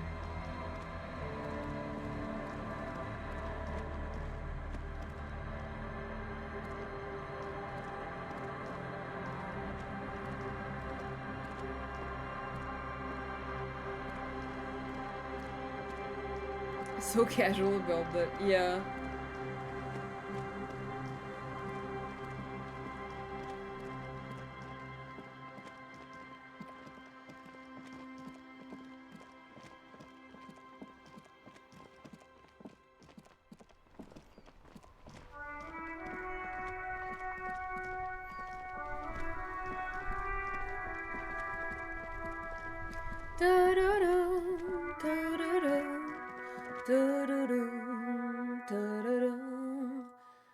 Want to be free, it will last forever. The bear's eyes are still glowing red.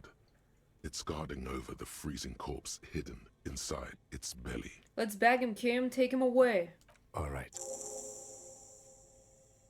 I will need a little help carrying him. You take the hands, I'll take the legs. Bag the corpse and drag it to the motor carriage.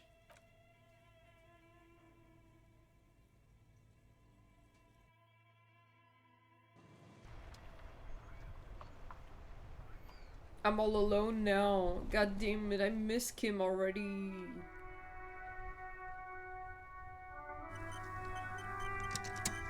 But that's okay, because we're gonna talk to the Pale Driver now. Mag, are you here, Mag?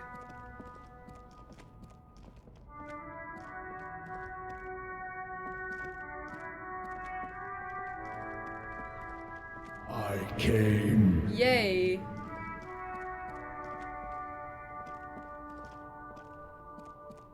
Am I stuck? Like, what's going on?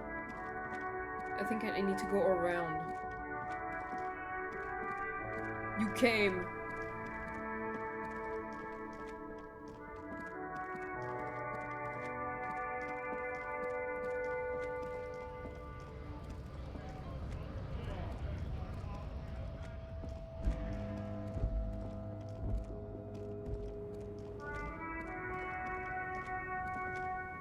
Ah, there she is. Hi, Pale Driver. The woman is still hunched over the railing. Huh? What is it? What do you want? I think I know what's going on with you. And what is that? You're a Pale Driver. You transport goods through the Pale. Oh, meu Deus. The lawman solved the case. And here I was, thinking you were an idiot. So, are you? An idiot, I mean. Republica, a filterless cigarette from Mist. I blacked out after a night of heavy drinking and lost all memory of the world. Like Gabriel Buenguerro in Pergunte a Poeira. You're the opposite of me, then. I remember everything. even things I never knew. Things you never knew? The smell of liquor on Gabriel's lips after the shoot. In the motor park. The roses on the day of Franco Negro's coronation. On the grand stairs of Ryle. The smoke from the Fowling piece when Dolores Day was shot. The look on her face, like an orgasm. The wound in her chest. My hand in my father's hand. Except I never had a father. And I never shot her innocent as Dolores Day. Over radiation? Heroic doses, Harifia. Heroic. Isn't that dangerous? Thought insertion? Dithering?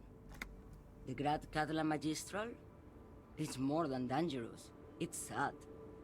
But at first I had to make a living. Now, when you've seen it all go away like that, rolling off like the sea, and then come back to this? What are we doing here? For thousands of years, Gabriel. It doesn't have to be like this. We can just give up. We can just become a vapor. What does it look like, the Pale? Like looking into the ocean at night. In the dark. And? You cannot see it, but you know it's there. And it's big, bigger than anything. Bigger than all the other things combined. What does it feel like? Nothing. Until it starts. When you are deep enough. Then, for me, it's like autumn. Dark, grey and orange. The orange of street lights and the color of streets in the electric light. It smells like autumn too. It smells terrible. Nostalgia. Cooped up in the cabin, shaking. Terrible nostalgia. For yourself. For humans. It's too much to bear. She loves it. How do you pass through it? In the belly of an airship, behind the stair windows. So you don't look straight into it. It's not advised to look into it. Not on this lorry, then? No, the same one, a roller. They all are nowadays. Special wheels for connecting to the floor of the hold. One last thing, you said we can just become vapor? Yes. No elaboration. I feel I already have what you have in some way. They say there is a point. One that I have not crossed. In the Pale, super deep. If you stray too far, of course, on the U41A, or in Lomonosov's land, where every step you take is one step further from home, no matter the direction. It's a point you cannot come back from. Your mind becomes so radiant with the past, there is a flip. Instead of writing, it erases memory, nearing some kind of indescribable finale. Maybe you've been down the motorway south? The motorway south? It's a story as lone horsemen tell. Lone horsemen, Tarife, not Pale drivers. Way beyond the established Pale that's lit by radio frequencies, where it goes silent and dark, and the process begins, erasure, kilometer by kilometer, in any direction. The motorway south is a road you cannot come back from. She's so cool.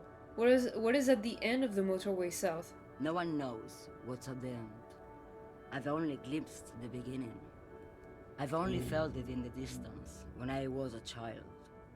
A child rowing on the lake. Ma'am? Josiana. There is nothing more to do now. She's far away. She is receding in the clutches of some indescribable scattered emotion. A child descending. The woman looks at girl child, you hear her say. Girl child, girl child. Huh? What is it? Yeah. What do you want? I really love this. Yeah.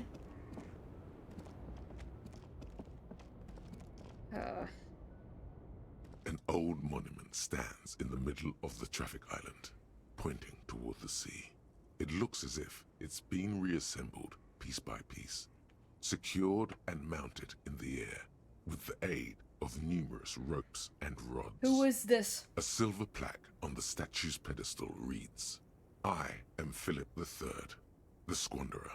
the greatest of the Philippian kings of Revachol, son of Philip II, the opulent, father of Philip IV, the insane. Not a good track record of mental health in that family. As you look up, you notice insane. something about the statue.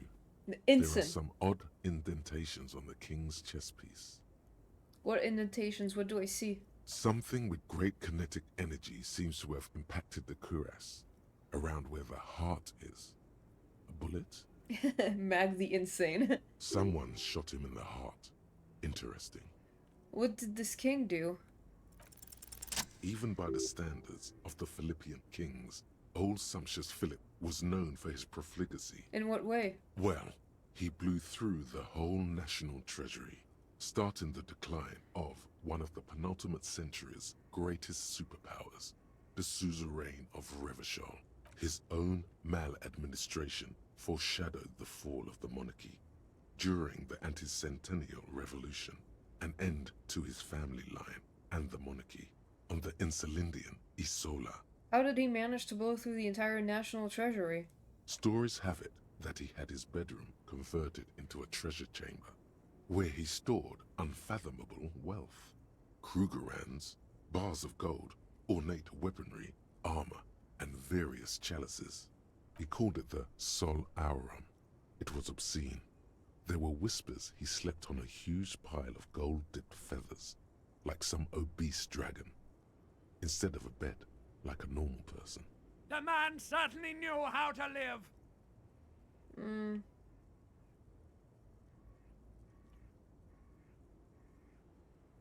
There's no way that's true. But wait, you haven't even heard about his fabled cocaine addiction. The what now? You see, old Philippe wasn't just good at squandering the national treasury on gold and ceremonial weaponry.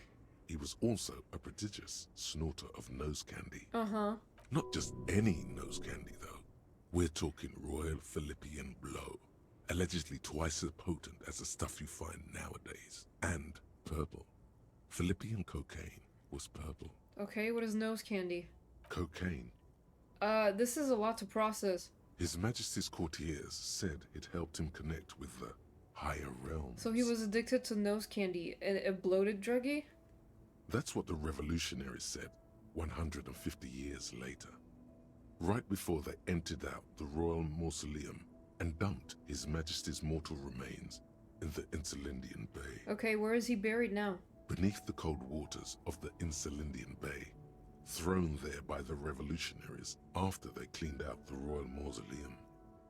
A group of marble pleurons still surround the king's vandalized tomb. A deathly cold wind sweeps up candy wrappers and old newspapers. What happened to the statue? The original was blown apart by communards, then further damaged during the landing of the coalition's airships during the turn-of-the-century revolution, when Martinez was leveled. Who restored the monument? Some years ago, a group of liberal, artistically inclined individuals, designers mostly, thought it would be ironic to restore the statue of the most wasteful ruler of Revachol in the poorest part of the city. The statue is supposed to capture the moment it was blown apart, like an instant frozen in time, a rare butterfly trapped in amber, floating on a sea of shit. That's brilliant, so funny and nihilistic. People in Martinez tend to disagree, as do many prominent art critics and thought leaders with more nuanced social awareness than the young ironists. Those critics might have it wrong, though. There's more to it than just ironism, but you can't say what precisely. Perhaps this art mystery will be solved at a later time.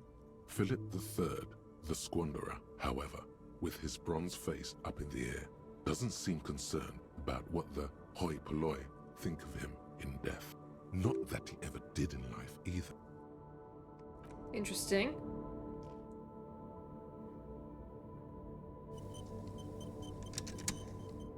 Da da da.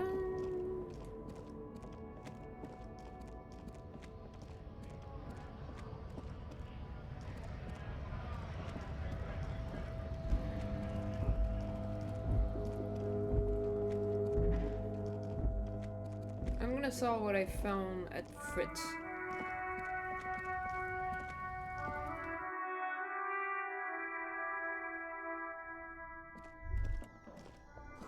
Yellow roses in the window. Those aren't the flowers that were left for Clausia. The tear machine stands in the... Your bottles clunk into... Do you know what you should do with that money, kiddo? Shut up, electrochemistry.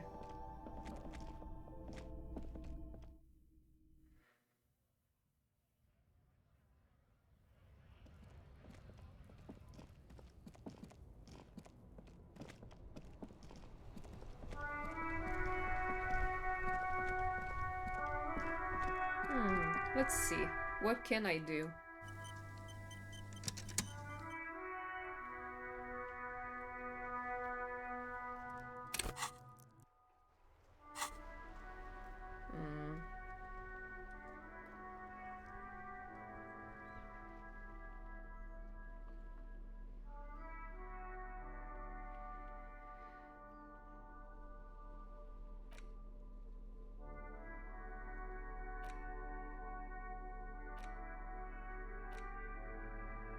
Got some new stuff. That's nice.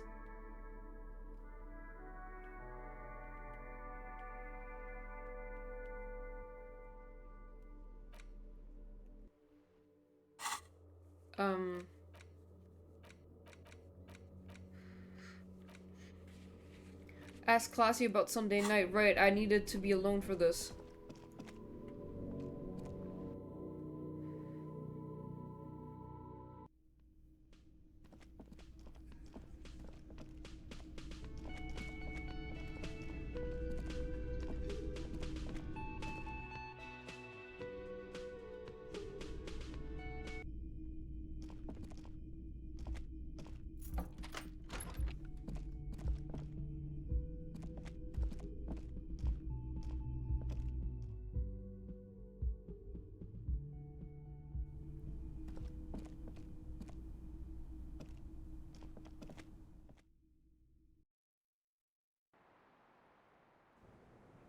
Hey, Clausia. I want to talk about what I did. I was just thinking, what a nice day for questions pertaining to a murder investigation. Now that Kim isn't here, let's talk about Sunday night.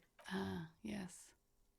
The night before I saw you in the hallway and reminded you you're a police officer. It's one of the first things I remember doing in Elysium. Wow. Elysium. You don't hear that term often. She's a glib girl, but she liked the wording. Did you hear something Sunday night from my room? There was the usual ruckus. Loud disco music. Did I have any visitors? I can't say. Probably not. Sounded like you were flying solo. You mentioned loud disco music? Oh, yes. Various artists.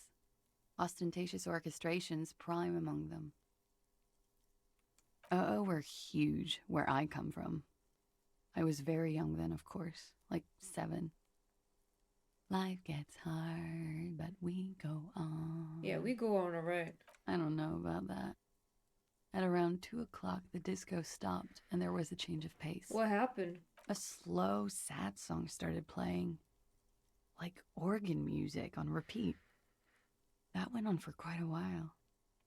Some of that time, you were yelling along to it. What was I singing? That it doesn't matter anymore, and that we're alone now. It was difficult to tell. The song itself was very quiet and soft, but you sounded like a wounded boar, sir. It was hard to understand what you were singing on top of it. I'm sorry. Don't be. I was going out later anyway. It didn't bother me. Then what happened? Then you started screaming and trashed the place. That's so me. What did I do? A window was smashed. The tape player, probably. The song stopped. And furniture, too. A real destructathon. There was screaming. Then I think you passed out. Please tell me there wasn't anything else. There was. I think you screamed that you didn't want to be this type of animal anymore. I may have misheard, but it was sort Okay, of no problem, memorable. Shane. I went out afterwards. Everything was quiet by then. Bon appetit. Around 4 or 5. And that was it. Thank you. No problem, sir. Let's return to this later. I don't want to bother her too much right now.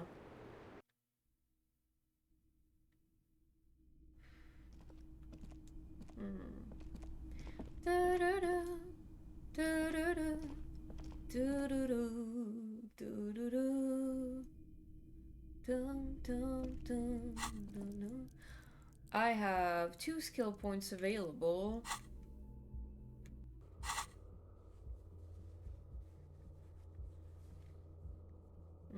I want to wait for Kim for some of this stuff, so question classy about the dead man maybe later.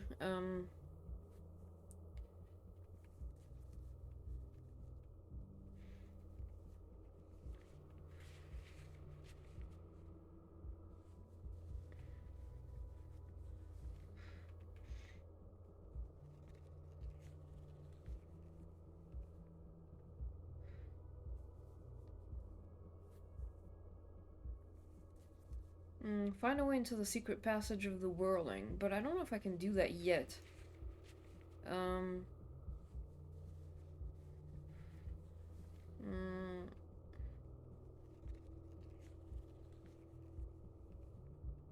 I can read my ledger, I guess.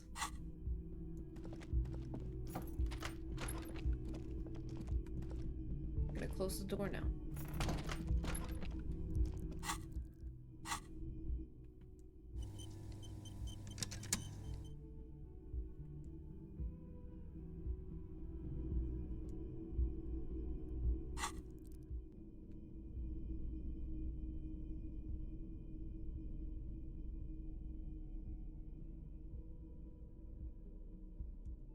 It's the ledger you found in the trash. A pitiful cabbage of white and yellow papers hanging from plastic board, barely held together by a metal clip. This sad display is made complete by the faint smell of urinal cleaner. Anything else? There's a piece of toilet paper, or is it cleaning tissue? No, it's toilet paper. Ew. Desperately sticking to the back of the blue plastic clipboard. It's a metaphor for you. Thank you, waterlogged ledger, for spelling it out for us. Below the pathetics, terror. Do not look into its blue heart. Inspect the toilet paper. It's just toilet paper sticking to the back of the plastic clipboard.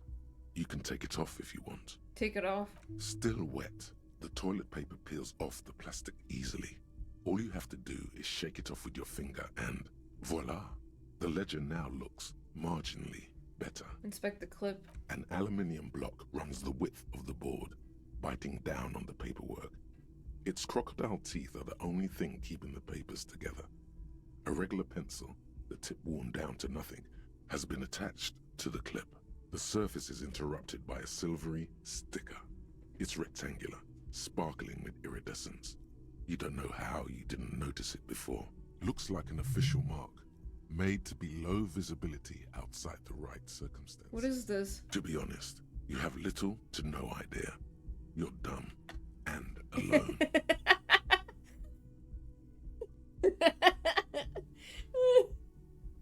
I love this game. You're dumb and alone. Somewhere, not here, the helpful Lieutenant Kitsuragi is making notes in his blue notebook. He tilts it ever so slightly. A glowing rectangle catches the light. He could advise you with this. Oh my god. The next moment, a bunch of sodden papers sag from the clipboard in your hand.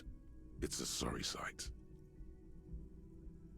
I guess I can't. I don't think I can do that while Kim is away. Like, I think it may be difficult.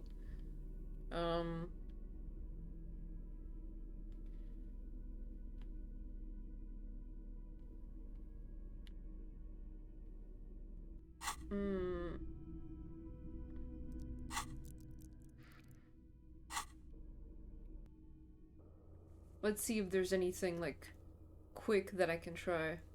Wait, there's... I can do the mirror thing again? Hello? Hello? What happened?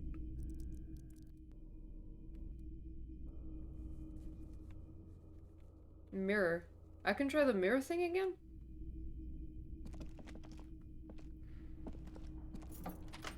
Da-da-da. Da-da-da.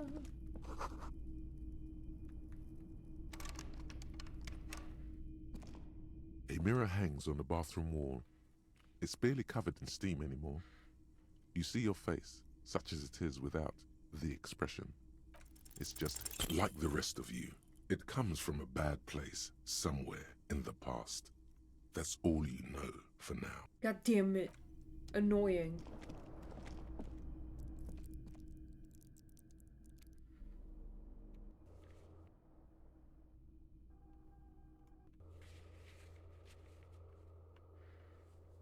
Hmm.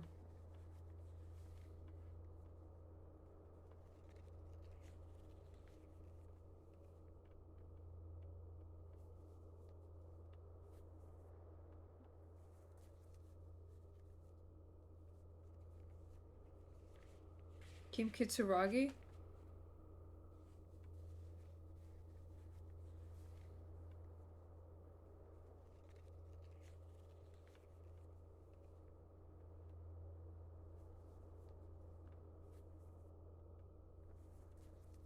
Hmm.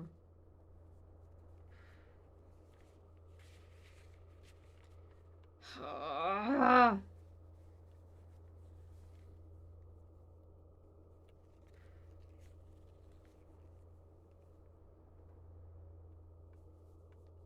I don't know. I don't know.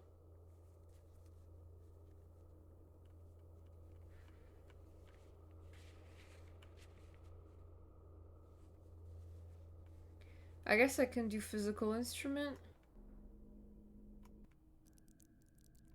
I don't have any points in physical instrument, so it's probably a good idea to try that.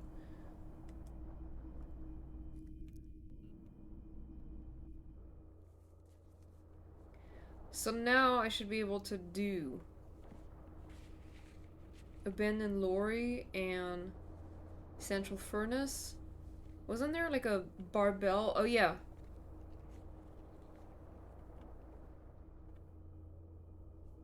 Barbell. I'm gonna try a bunch of the physical instrument thing. What?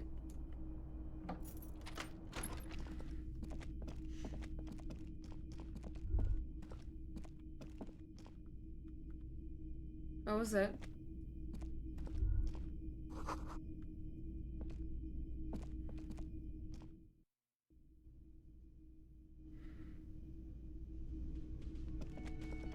Oh! You look like shit. Thanks! And I don't mean that as a metaphor. I don't look like shit. Judith, back me up here. You do look... It looks like it's been a tough week for him. No, what do you want? Okay, so this guy is cool. He stands there like a statue, an angry statue, and he does not like you. There's something strange about this guy, figure it out. You know what it is. It's like the two of you know each other. Just ask him. Tell me the truth, do you know me from somewhere? Oh, I definitely know you from somewhere. Another life. From where? From another life? Yes, from another life. A different life. Maybe the life of a police officer belonging to the ranks of the... To what station do you think you would belong in this alternate and totally fictional reality? 41st? Okay, that's plausible. That's entirely plausible.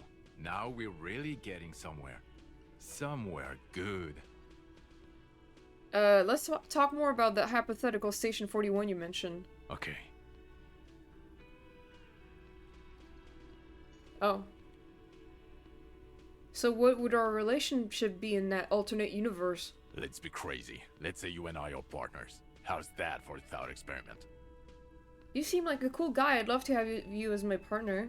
Would you now, or would I be cramping your style? Never mind. Partner. Okay, actually, you probably would cramp my style. Oh god, I'd hate for that to happen. You know what might help prevent that though? Me doing my fucking job and not pestering you anymore? You doing your fucking job. Do you have a crime to solve? No. You see, I enjoy watching other better cops solve crimes. And let me tell you, it's been quite a privilege seeing you work. He looks so goofy, yeah. This isn't helping. Who else is in your imaginary police station? You're not going to believe this, but police officers, yes sir, solving crimes, locking up bad guys, and get this, and not getting that drink on at 2 o'clock.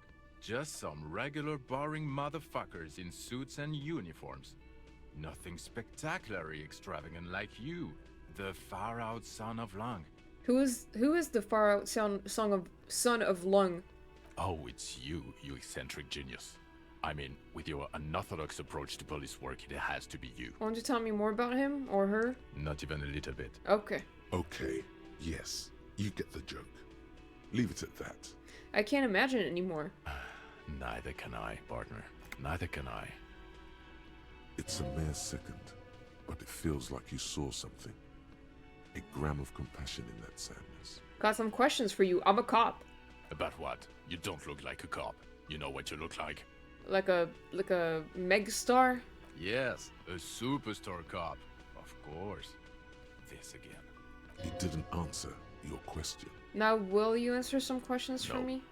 Why not? Cause it's not my job. Why don't you go and fucking do yours and solve this damn hanging? If you don't want to answer questions, maybe you want to hear me say things? Actually, I don't want to hear you say things. Come on, Jean. Okay, say things. I want to hear you say things. Hear that? He wants you to say things. Say one. Okay, I'm doing this investigation and it turns out he was shot and hanged. You think he was hanged as a cover-up? To hide the shooting? Yeah. Okay, well... Hey, why am I telling you this? I don't know. Why are you? Who knows why we do the things we do? Somehow, bouncing those ideas off the man with sunglasses felt calming. Like you've done it before. Oh my god, there's more. You want something more? What is it? Let's talk about the hangman again. Okay, why not? Let's do the old thing over again. No, never You mind. think he was hanged as a cover-up? Okay, I don't know. Oh my god, there's more. Watch out for yourself, loser. That voice, so very familiar. Did you hear it when calling to your station and reporting your badge missing? Wait, your voice, I recognize it. Oh really? I wonder where. I lost my badge recently when I called in to report it missing. You were there. That's the where you remember me from? I have a bit of memory trouble. You don't say. Goodbye then. The voice thing was a coincidence. Run along, asshole. Bro. Okay, the man with the sunglasses and his hypothetical Station 41. Weird, right? I know, super weird. There's something missing here. Something you can't put our finger on. You know what? Just ask him. I know it sounds crazy, and you'll probably get laughed at. But still. I was thinking the same thing. I should just ask him if we're from the same station. Yes, just cross it off the list. It's probably not true, though. That's funny. Again? I can't believe this shit. Look, I just have to ask, are we from the same police station? I'm going to say no. Just to see what you'll say to that. What'd you say? Okay. Okay? Jean, he said okay. Give it a rest. Okay, I was clearly wrong. He is a firefighter, male nurse, animal control agent. Something of that kind. Not a cop. Go on with your cop work. Don't let me stop you again. Okay, then.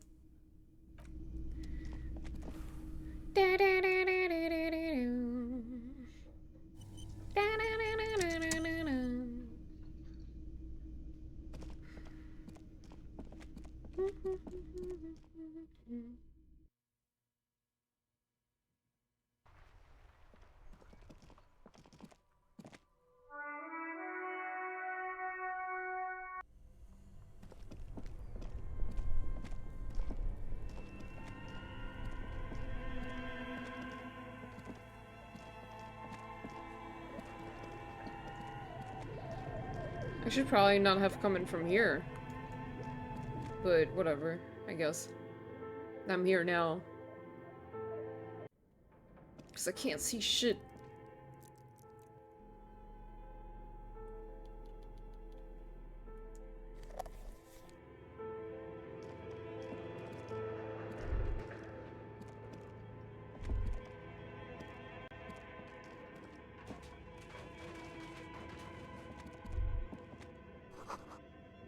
Where are the clothes it used to display?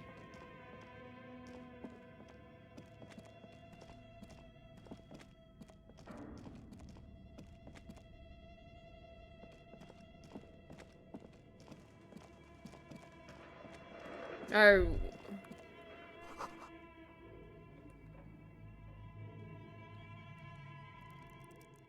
Do I have any, like, clothes for physical instrument?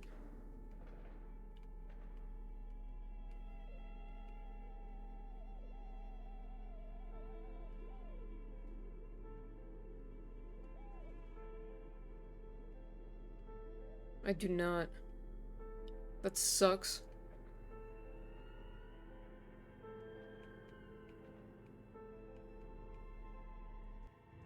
Well, that's fine, I guess. Dice maker? The barbell waits patiently on the floor, like a dog for its master. God damn it.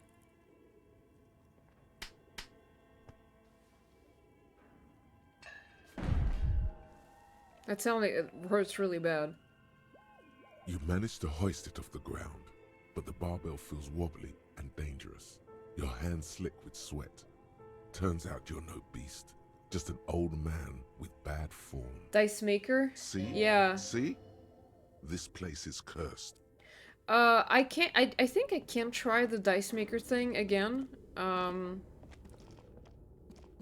So I will try, but I'm probably gonna stop streaming right after because I don't want to do the whole dialogue again. Not yet, like it's late. As before, this is directly above the center. Again, you've a sudden bout. Sire, may we suggest something? Oh. Think of the yelling into... Perhaps it's not such a bad... Okay, yeah, yelled into the furnace, I got it.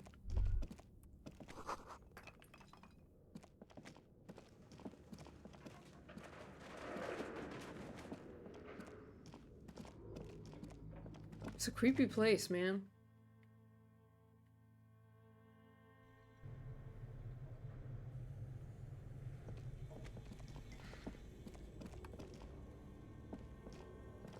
A thick layer of coal dust covers the furnace, coloring it pitch black. Hello. Something breaks loose in you. A mighty bellow echoes throughout the chimney's depths. The chatter of tiny voices above suddenly cease. Then, you've awakened the entity. This is the police. Who's there? Hello? Did you say anything? I can't hear you. Please come upstairs. There's a safety curtain on the second floor. I'll open it. You hear a low rumble upstairs. Yay! The sound of a curtain being...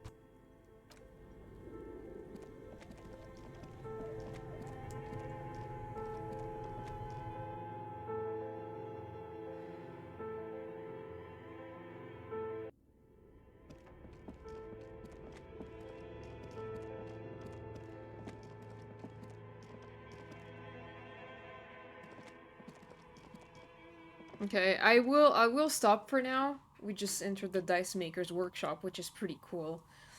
But yeah, it's pretty late and I'm sleepy, so I'm gonna stop playing for today. Let me just save.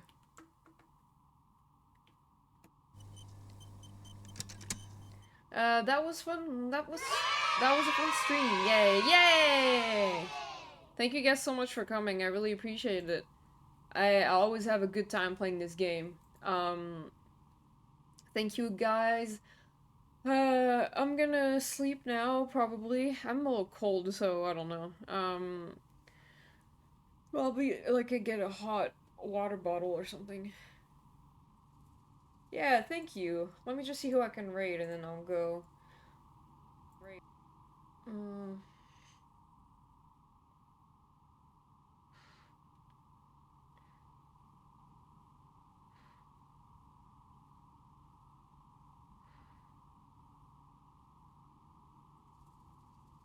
Oh, someone in my, like, someone I follow is playing Silent Hill 2 right now. I don't want to raid them because I don't want to be spoiled, but, man.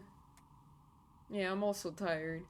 We're gonna raid, Walker Sunrise. They're playing Hollow Cure Save the Fans. I don't know I don't know what that is, so I don't know.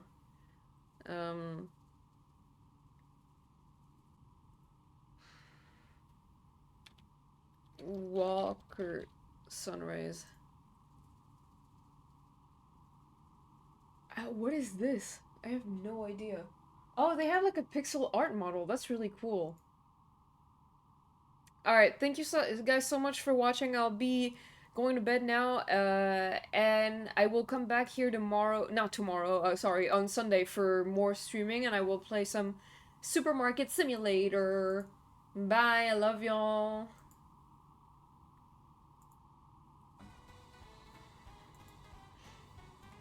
By order of the war criminal psycho rat. He's a cowboy VTuber! Howdy, Raiders. Thank you, Mistylotl, for the raid. How you doing? Okay, 49 plus 50, 99. Lob. At Suko, thank you for the follow. I will get y'all a shout out in just a minute here. I am a bit focused right now. 7 times 4.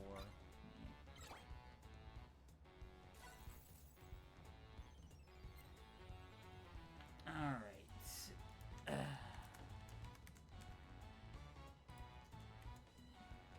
Yeah, no, there's a very good reason that only me and my mods can do that, Command Hensarg. I'm sure you can figure it out. How did Disco Elysium go? Hope you're having a good week. You're good?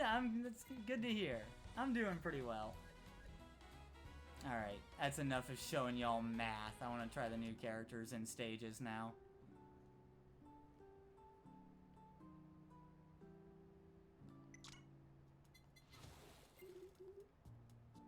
Kovalskia Forge.